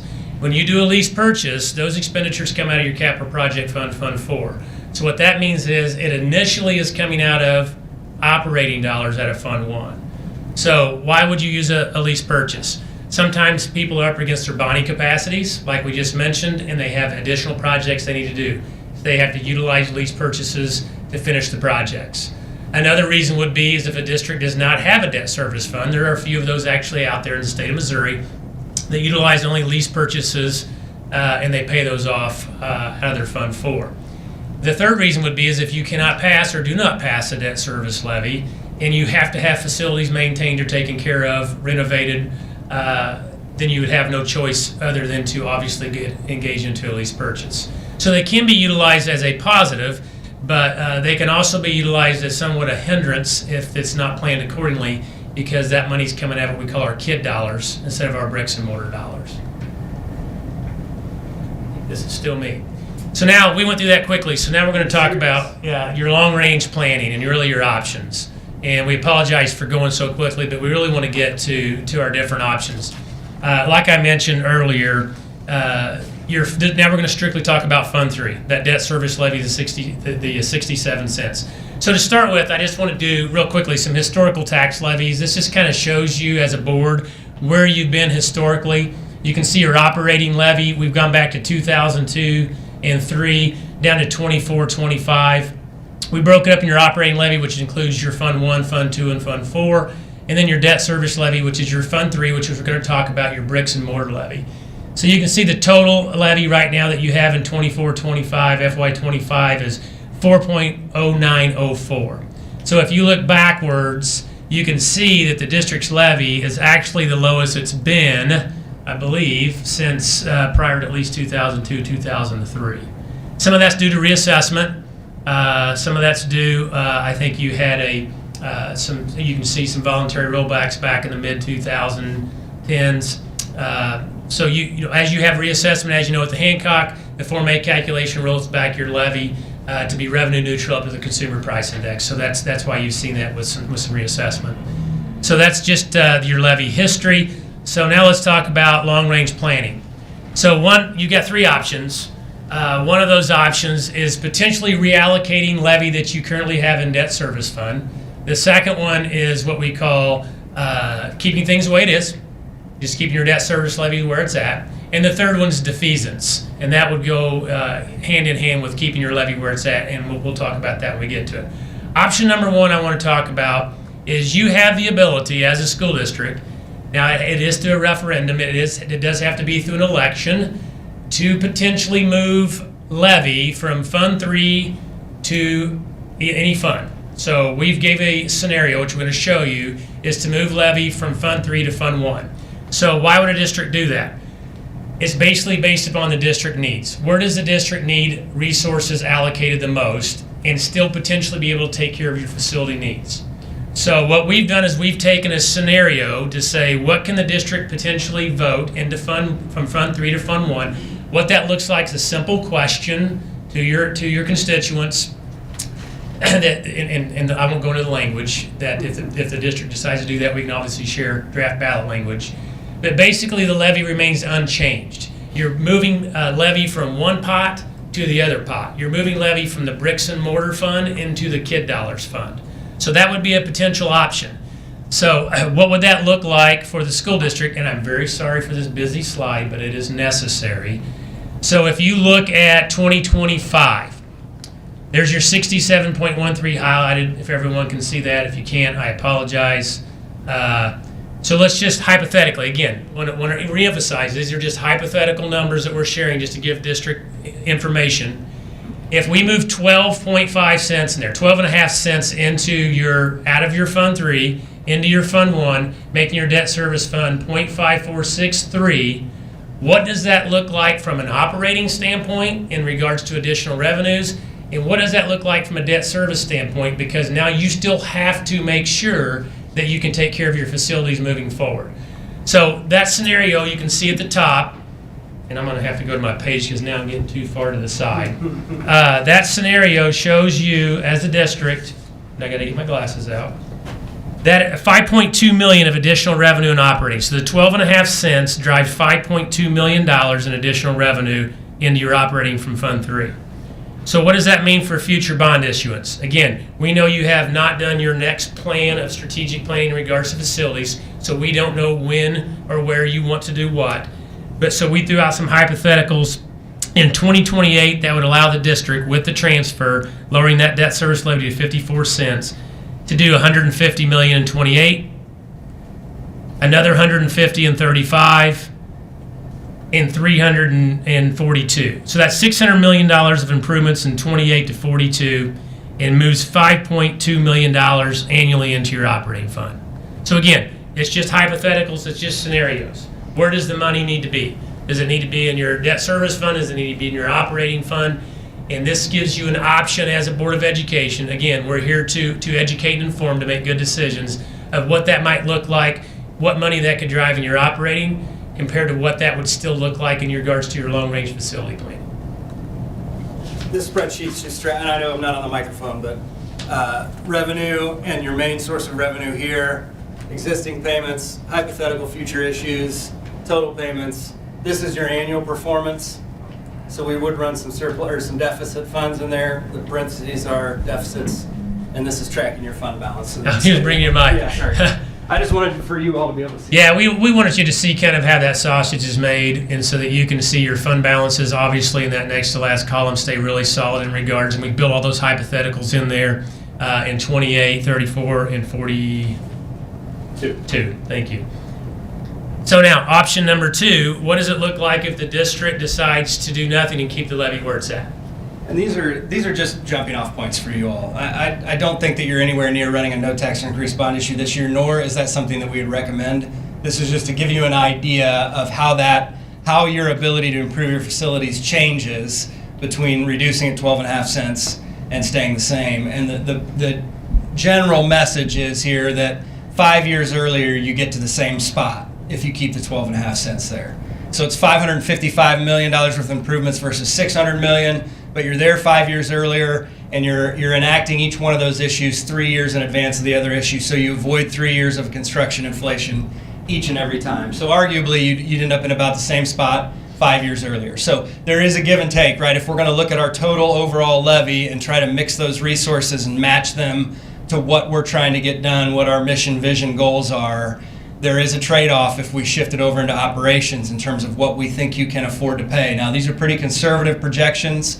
I'll tell you, with Springfield and Lease Summit, who are big issuers that we've just done recently, we were, I think, talking about a 13 or 19 cent tax levy increase to do their next bond issue in Springfield. They did it no tax rate increase. In Lease Summit, we were talking about a $180 million deal. They're currently contemplating running a $255 million deal. So growth in assessment is going to be the number one thing that drives that, because that's your revenue. That's your main source of revenue, and we try to be conservative on that side as well as conservative on interest rate projections. But just know that you give up about 5 years. You get 5 years behind the times a little bit. Not that that's a big issue for you. I'm just knowing that trade-off is there. So same sort of a similar situation, and just plugged in no tax rate increase bond issues about every 5 to 7 years. And that's what we want to make sure we're doing, is providing you a sustainable plan. If we're going to go out and talk about no tax rate increase bond issues, we don't want it to be a no tax rate increase bond issue and then you've got to grow 100% to be able to afford your next bond issue. We want to make sure that you're addressing your facilities on a regular basis. So this isn't necessarily the most you could do next year, but it is a good number that you could do and still on a regular basis come back to your patrons for no tax rate increase bond issues. And, you know, we talk about what we like to do with the district is, as you're doing your comprehensive school improvement plan in regards to long-range facility, we take your project needs and then we like to build a finance plan backwards. So, you know, we don't like to come in and say, here, here, and here. We want to listen to you, and then we want to build backwards to meet your facility planning as we move forward. So this is just some additional information, just showing your growth at 3.5%. So there's the issues that Joe just talked about. So the last option. So if you do not do anything, if we go with the option that Joe just mentioned and you just keep the debt service where it's at, and this is something the district has done in the past, I believe you may have done this just last year, if I recall, is what we call defeasance or prepayments. So our goal is to ensure that we protect your debt service levy to meet your financial or your facility needs. So if the district is looking out, let's say hypothetically, a 2028 bond issue, and between now and then, as you all know, when you set your tax levy, you do a Form C calculation. That Form C calculation only allows you to keep 2 calendar year payments of balances in your debt service fund. So we can't go save up a bunch of money in debt service. That's why we're very cautious about how we structure your bonds and layer it in, like Joe mentioned earlier. But if you are building fund balances above what your Form C calculation would allow, knowing that we have an issue, let's say hypothetically in 28, we don't want that debt service levy to roll back to meet your facility needs in 28. So what we do is we go in and grab some higher coupon, and what Joe and I would do is look at your existing outstanding debt, go grab something that saves the most money and do what we call a prepay or defeasance that then obviously increases your payments that particular year and therefore keeps your Form C calculation where you need it for your 28 election to meet your facility needs. So that's kind of what a defeasance is. It's just a prepay of existing debt to ensure that your Form C calculation is where it needs to be to keep that debt service levy to meet that long-range facility plan. And then lastly, we'll talk about, go ahead. I'll just make one extra comment on that. And above and beyond that, if you never did another bond issue, the wisest way to get rid of your debt would be to take the authorization your taxpayers have given you at 67.13 cents and use that to pay your debt down as quickly as you could. If you slowly allowed your debt service to roll off, you would cost your taxpayers millions and millions of dollars as you just paid your debt on the schedule that you're on. So even if you had no future debt plans, our recommendation would still be to keep that levy where your voters have authorized it and pay that off as quickly as possible and get that off your books. So just it's not just a maintenance program. So SB 190, this is probably the one that you're most concerned about. It's the most pressing upon you as we enter into tax year 25, fiscal 26, which is a reassessment year, which is going to be the first year that we're going to actually see the impacts of SB 190. So we've gotten data from the county on the amount of real estate assessed property that is currently qualified under as of November or something date within the district. And so what we did is we've got to create a fictional environment for the upcoming year. So we'll know more in February when you get your preliminary reassessment numbers from the county. Being a charter county, you have a little bit of an advantage there. You'll know a little bit in advance at least of what this impact is. But essentially I'll get down to the bottom and then I'll kind of explain to you our process. We assumed 3.5% reassessment growth. You've got 2 years, a reassessment cycle is every 2 years. We've had just general CPI over that 2-year period. I think if you combine it, has been about 6%. So we're not necessarily showing you anything that would be out of whack for what sort of reassessment we would expect to occur. And reassessment is just change in value, not due to anything you've done to your home, but due to the deflation of the dollar or the just time value of money over time, right? So when we change values on homes, what we're saying now with SB 190 is we're freezing tax bills for those eligible members, and we need to know what the impact of those freezing of tax bills for certain individuals are. So we've created a fictional environment where across the board your real estate property gets 3.5% reassessment growth. We've got numbers so far year to date, the CPI is at 2.4%. For your operating levy, the Hancock Amendment limits you the lesser of 5% CPI or your actual growth in reassessment.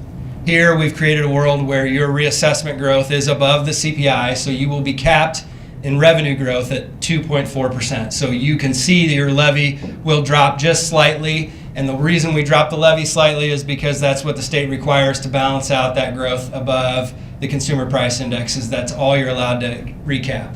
Arguably we should get 2 years worth of CPI, but this is the world we live in. We get the 1 year's worth of CPI.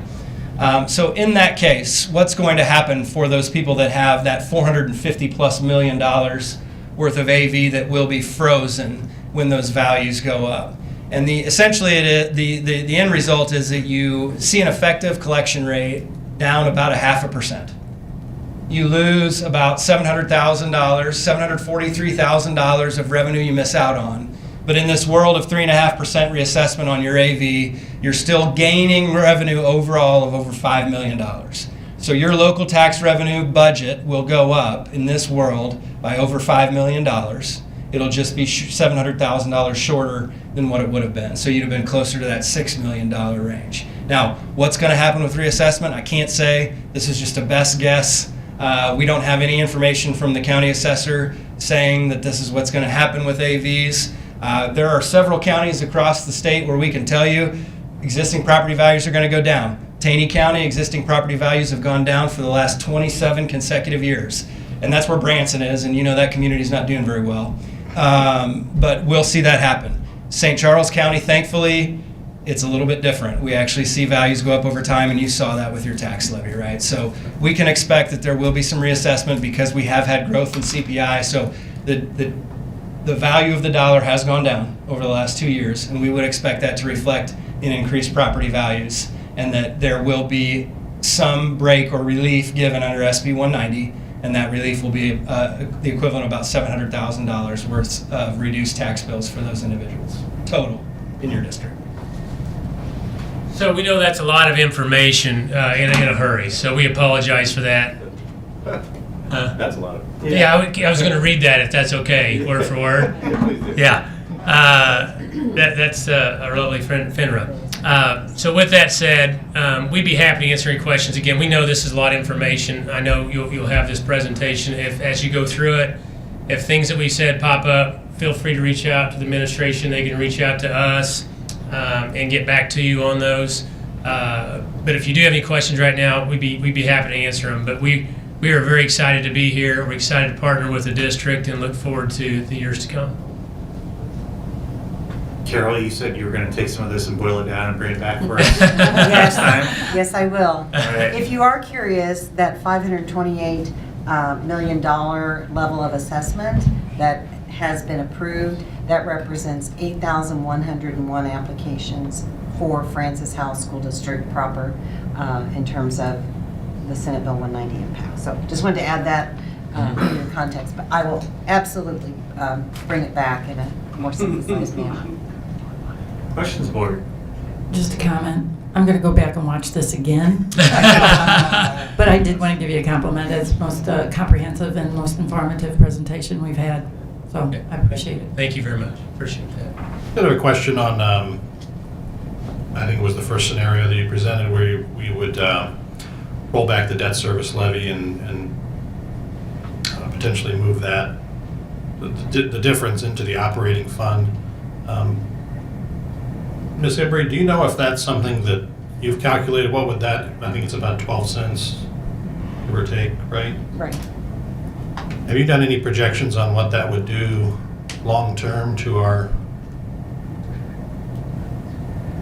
Oh, to the fund balance? Right, well, fund balance, yeah, you know, the fiscal. To our operating we fund always hear balance. about. I haven't done that yet. We do have a number of needs. You know, some of the things that are on our minds include what will the safe school assessment bring in terms of a recommendation. Some of those other operational needs that haven't been addressed or provided for. So we know that we will have not the same growth level on revenue. We don't know, we don't have the assurance about full funding of the formula moving forward. So there are a number of factors that would come into play as we look at those opportunities.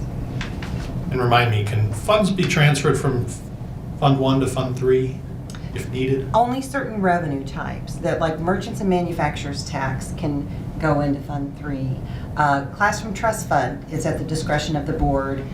Past the FY10 amount, whatever we received FY10, we can put at the discretion of the board. Anything that came in beyond FY10 must go into the operating funds. So there are some special nuances based on subsequent legislation that occurred for that.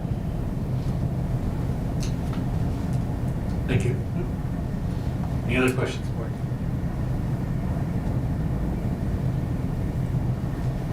All right. Thank you very much. Thanks, folks. Appreciate it. Next, we have a construction update from Mr. Stetzer. Everybody still awake? Ready for more construction? Oh. All right, well, before I jump into the quarterly construction update, just want to give a couple of just quick updates. I know the board this evening has heard from the educational community at Francis Howell North regarding the sewer gas smell.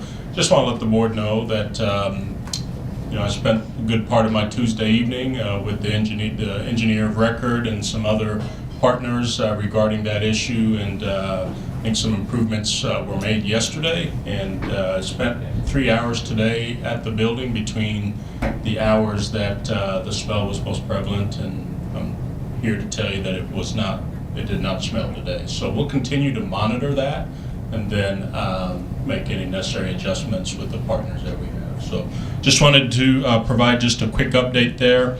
Also, I recognize the board has received quite a bit of communication from several elementary sites just regarding the slow progress of where we've been with our comprehensive playground improvements. And I just want the board to know that it's really been predominantly driven by weather. I think if you look at I went back, when we built the schedule for the comprehensive playground improvements, we had a total of 56 days built in for that work. And through where we started, which was June 3rd, to where we're currently at, we've lost more than about 35 work days. And so that just has a compounding effect. And with the sites and areas that we're doing a lot of this work, pretty much every scope requires concrete, so it's difficult to bring concrete trucks in when the ground is so saturated. Just November alone, we're already sitting at about 9 inches of rain. So when you look from when we started to where we're currently at, we've received a little over 32 inches of rain to be able to, which has hampered progress. So, but even with that, we've delivered on 20 of the 25 playground sites. I was just at Henderson today. The equipment crew is there, and they've started assembling the play structures. And as soon as the area within the concrete perimeter footings, curbs I should say, dries up, they'll start drilling the holes and start setting the equipment and pouring the concrete for those. So just a quick update there. And then over at Harvest Ridge, all the equipment is in. The turf crews, we actually have 2 crews that are there right now. Today, progress was slow with the winds because the foam that goes underneath the turf was blowing all over the place, and so they had to pull off late, but they were able to make some progress. So just a quick update there. I'll jump into the presentation itself. Right out of the gate, we'll talk about the security vestibules. Again, this is just a reminder of the timeline. I won't waste too much of your time. I know I'm ready to go home, but here are the completed security vestibules. So these are the 3 early ed centers. Henderson and Fairmount are also done, and as I've visited those spaces, everybody's very complimentary, and they're really nice, respectable spaces for security, as well as the staff that work in those spaces.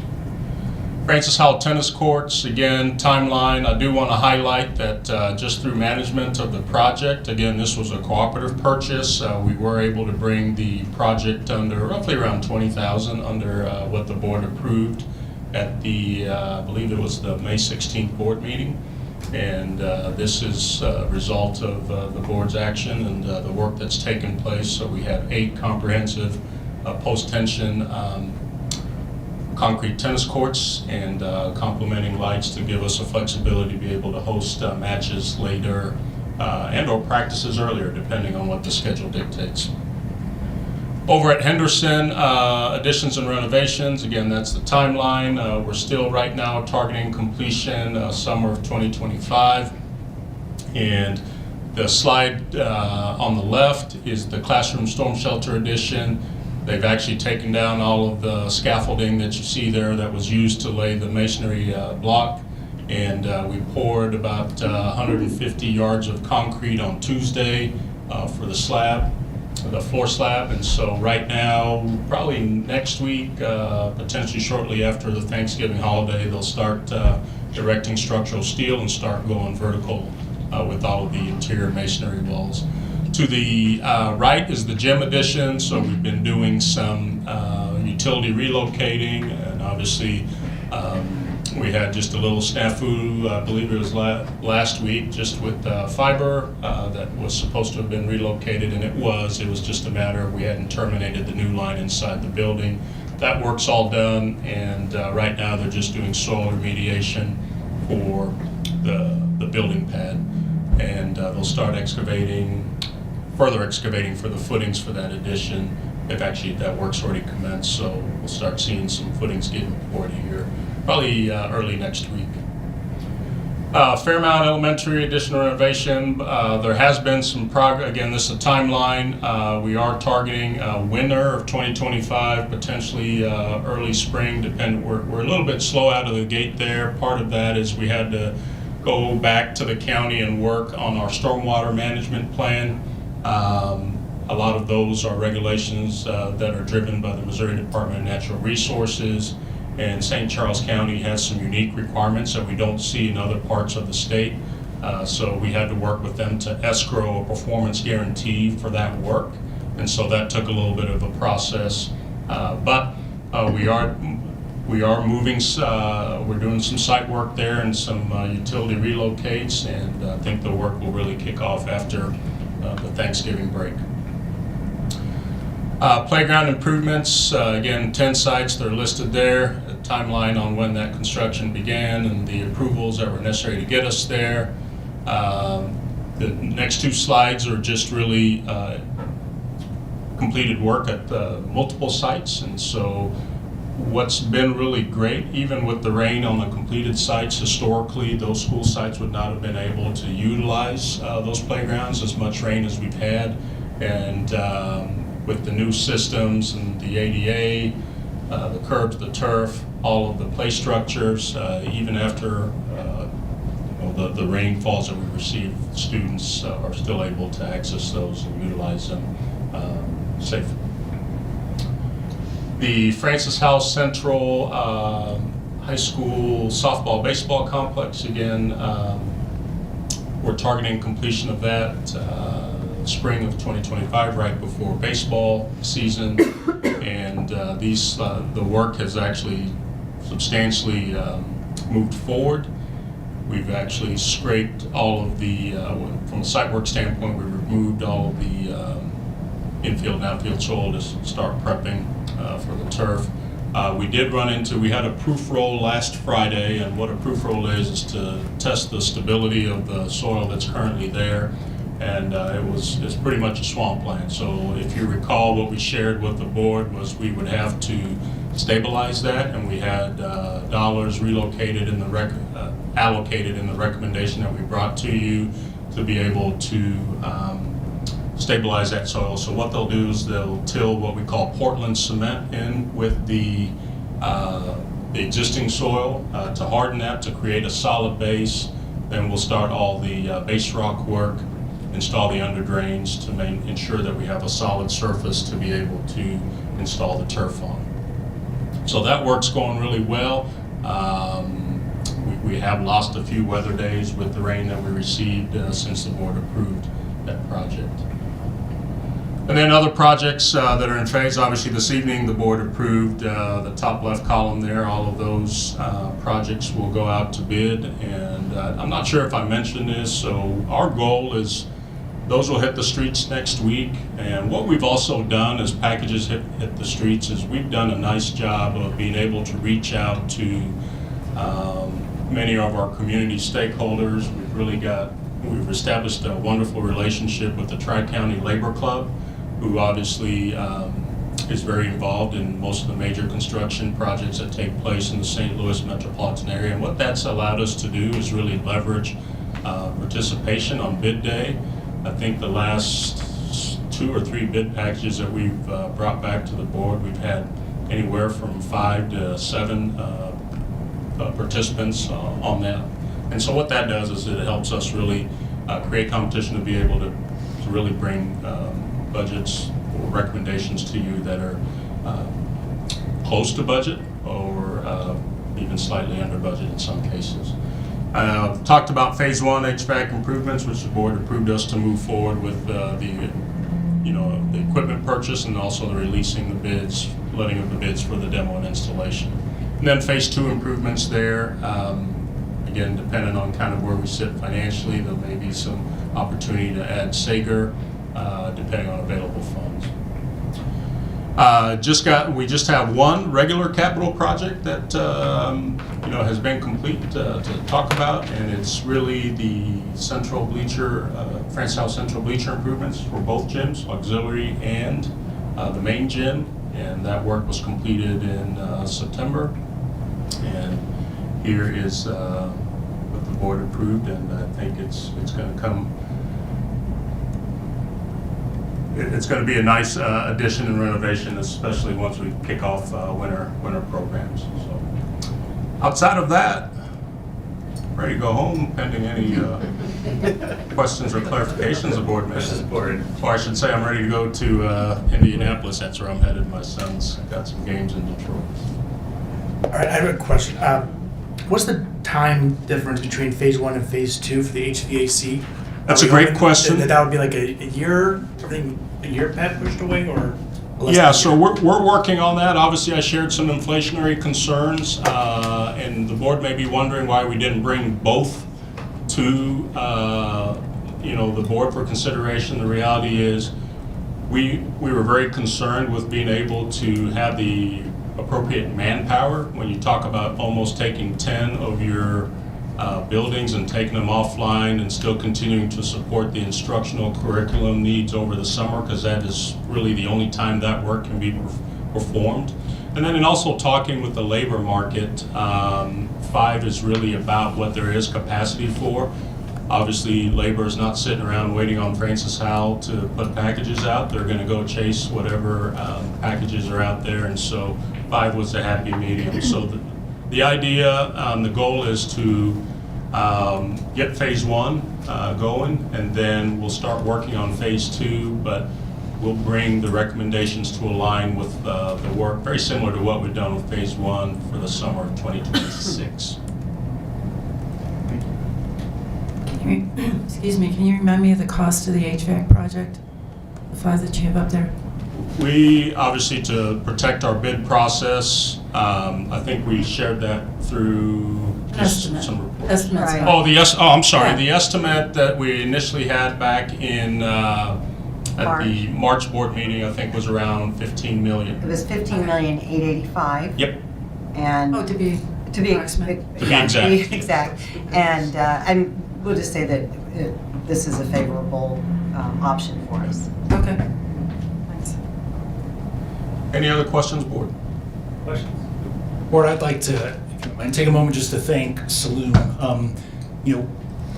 We're fortunate to have many leaders that do above and beyond their duties, but managing the project management of $100+ million of work, the planning, the sequencing, and the active work going on really is a full-time job that often we would have a project manager doing that work, and he's managing to do that in addition to leading a facilities and operations department for one of the largest districts in the state of Missouri. So Saloon, we appreciate the hard work, and when we have sewer smells and power lines that are cut and other things that happen, he's managing all of that at the same time. So thank you, Saloon. Thank you, Dr. Ernst.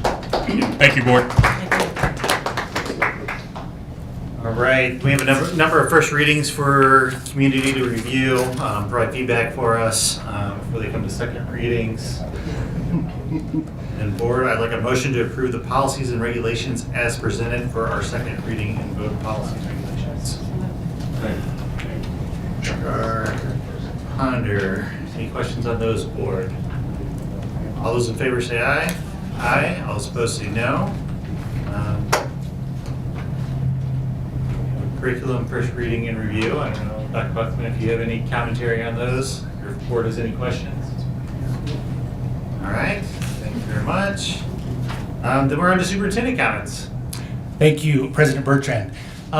First, I want to congratulate all of our fall athletes who came home with state medals this past month. We actually had athletes from all 3 of our traditional high schools who competed at the state level this fall.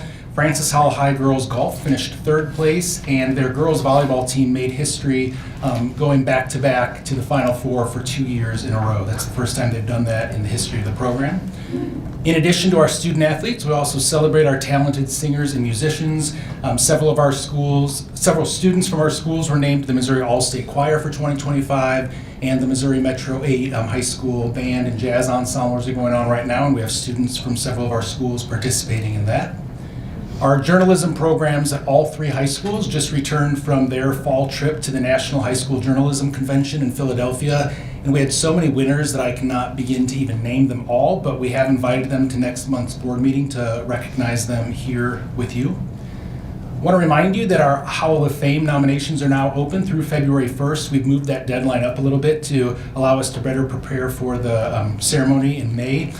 We'd like to get as many nominations as possible. This is our best opportunity to recognize and honor parent volunteers, community members, and other organizations who go above and beyond in supporting our district. You can find that nomination form on the district website. Last week we had about 60 students from all 3 of our high schools and a small group of 8th graders from Bryan Middle School who participated in the Missouri Youth and Government Conference in Jeff City. They joined 500 other delegates from around the state and participated in active legislative branch, judicial branch, and media roles. We have a lot of students who are leaders in that program. So Francis Howell High School student Anika Jain was the governor of this year's conference, and Michaela Clark, who is another Howell student, has actually been voted to be, by the participants, to be next year's governor of the convention. This was the first time in over a decade that Howell North had students attend, so we had students from all of the schools. Of the 10 to 12 bills that passed both the Senate and the House, Hannah Halterman from Howell Central was one of the few students that had hers signed into law. And Howell North student Harper Schneider was one of 7 students recognized by the sponsors of the program as an outstanding statesperson for her skills in debate, her preparedness, and her ability to use evidence in defending claims. So a great showing at the Youth and Government. Mr. Delaney and I, speaking of government, had the opportunity on Friday of last week to visit Bryan Middle School and Francis Howell High School with Vice President Cook and 4 of our Missouri House and Senate representatives. That was a great opportunity to let them see the outstanding teaching and learning happening in our schools, as well as an opportunity for us to share our needs with them and the work that they're doing at the state for us. And thank you, Mr. Cook, for arranging that.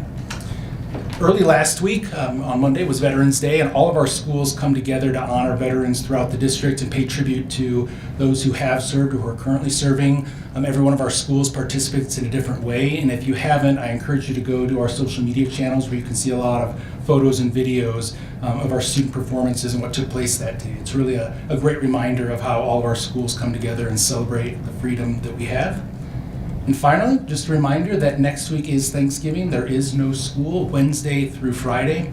I am thankful for the amazing and incredibly dedicated staff and teachers we have in this district, and also thank you, board members, for your service and your work for the district. Thank you. All right, now we hear on to board comments. Any board comments? Yeah, I'd like to make a comment. I'd like to remind this board that according to Robert's Rules of Order, that we and the public are to refrain from attacking motives and personalities of board members. I, for one, will no longer tolerate denigration of my character and the attacks that I have suffered through from the beginning of this journey. I'm not going to tolerate it anymore, and each time it happens, I will call a point of order. Secondly, I'd like to make a motion that we add policy, the bathroom policy, safety and privacy in bathrooms and locker rooms. I'd like to add that as a first read to our December agenda. As you know, I sent an email on November the 7th asking that it be added to this agenda, and it was not. I have been advised by legal and by parliamentarians that this is the proper place to put that recommendation. So I'd like to make the motion that policy 2116 be added to our December the 12th meeting. Well, I appreciate your tenacity, and I do agree this is the proper place to make that request. I do not believe, based on sunshine law, that it's the proper place for making a formalized motion, as it was not noted on the agenda item. Are you disagreeing with legal and also with parliamentarian I've not seen any of the advice that you've given, so. Well, I have somebody here to back me up, and that's Ms. Hepler, who helped me in verifying the information. So Ms. Hepler, would you like to weigh in or tell? I can just say that a board member can request to make a motion in 14B, which is the board comment request section, to add an item to a future, possibly the next board meeting. With that being said, President Bertrand, the meeting chair, has the discretion to say that the motion is allowable to be put on the agenda for a vote, has to have a second, or he can say it's not considerable and be out of order and not move forward.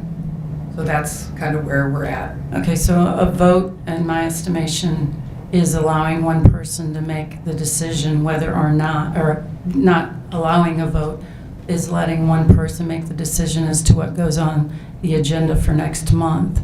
Unfortunately, the agendas belong to the board and not just to one person. So I would encourage you, President Bertrand, to allow a vote to let 2116 on the agenda for next month, as it is allowable as quoted by legal and by parliamentarian procedure. It's my decision, and it's out of order. I fully agree with your commentary. It's not my agenda, it's the board's agenda, and I will continue to consult the rest of the board as we put the agenda together and what they feel should be done. Then I would like to make a motion to overturn the president's decision. We have a motion to overturn my decision. Do we have a second? Seeing no second. I will say. Motion fails. Motion fails. So the bathroom policy also fails, and I know that this board has not considered this for over a year, and I believe that after hearing the uproar from the public and the radio stations and there's more planned, that I suggest that the board take heart in what our patrons are trying to tell us.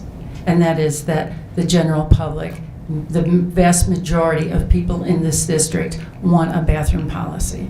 I will continue to make this motion. I believe that it's the right thing to do. And unfortunately, I don't believe that not having a bathroom policy is what's in the best interest of the students for their safety and privacy. As I have mentioned before, you have no idea what it is like to be a young woman in a delicate situation, coming out of a restaurant, coming out of a stall, and seeing a young man standing there. You just have no idea what effect that is having on the young students in this district. You have no idea how appalling it is for a 15-year-old boy to be standing at a urinal with a young lady standing next to him, and it has happened. I don't believe that you are protecting the vast majority of this, any of you are protecting the vast majority of the students in this district by not passing or not allowing this policy on the agenda. What you are doing is creating chaos. You are creating kids that are afraid of retribution from both teachers and principals that have told them that if they say one word to a cross-sex bathroom user, that they were going to be in trouble. I don't think that's fair to the kids, and I'm going to continue. So if you want to deny it this month, President Bertrand, you are on record for denying policy 2116 to be on the agenda, and I will do this again next month. Any other board commentary? I have one. Well, today I was thinking about Thanksgiving and, thanking everyone and all that, and I found this quote that made me think of Thanksgiving in a way I don't know if I ever had thought of it this way. And it's by, of course, I like musicians, Amy Grant, songwriter and composer.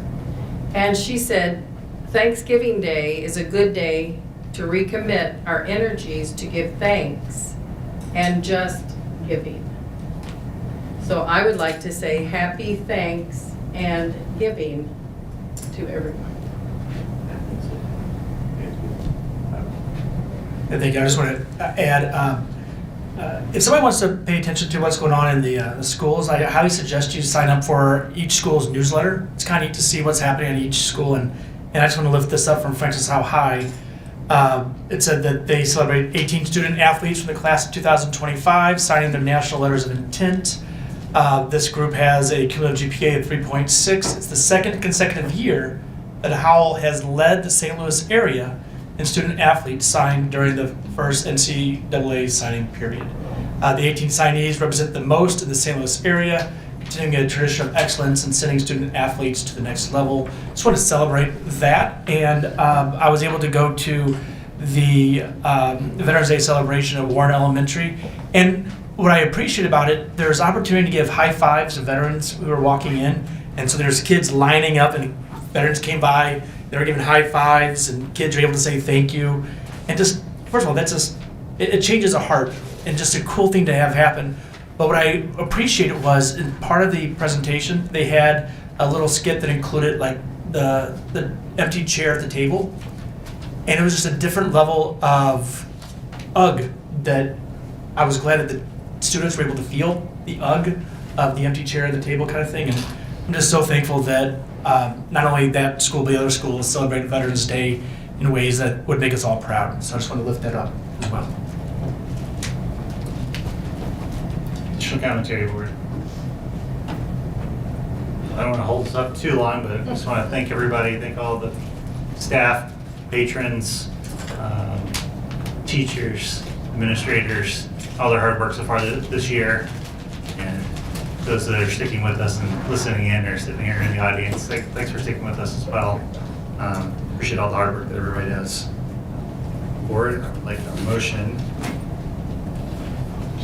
to adjourn the meeting. Second, Mark Ponder. And all those in favor say aye. Aye. All those opposed say no. Ayes have it. Thank you very much.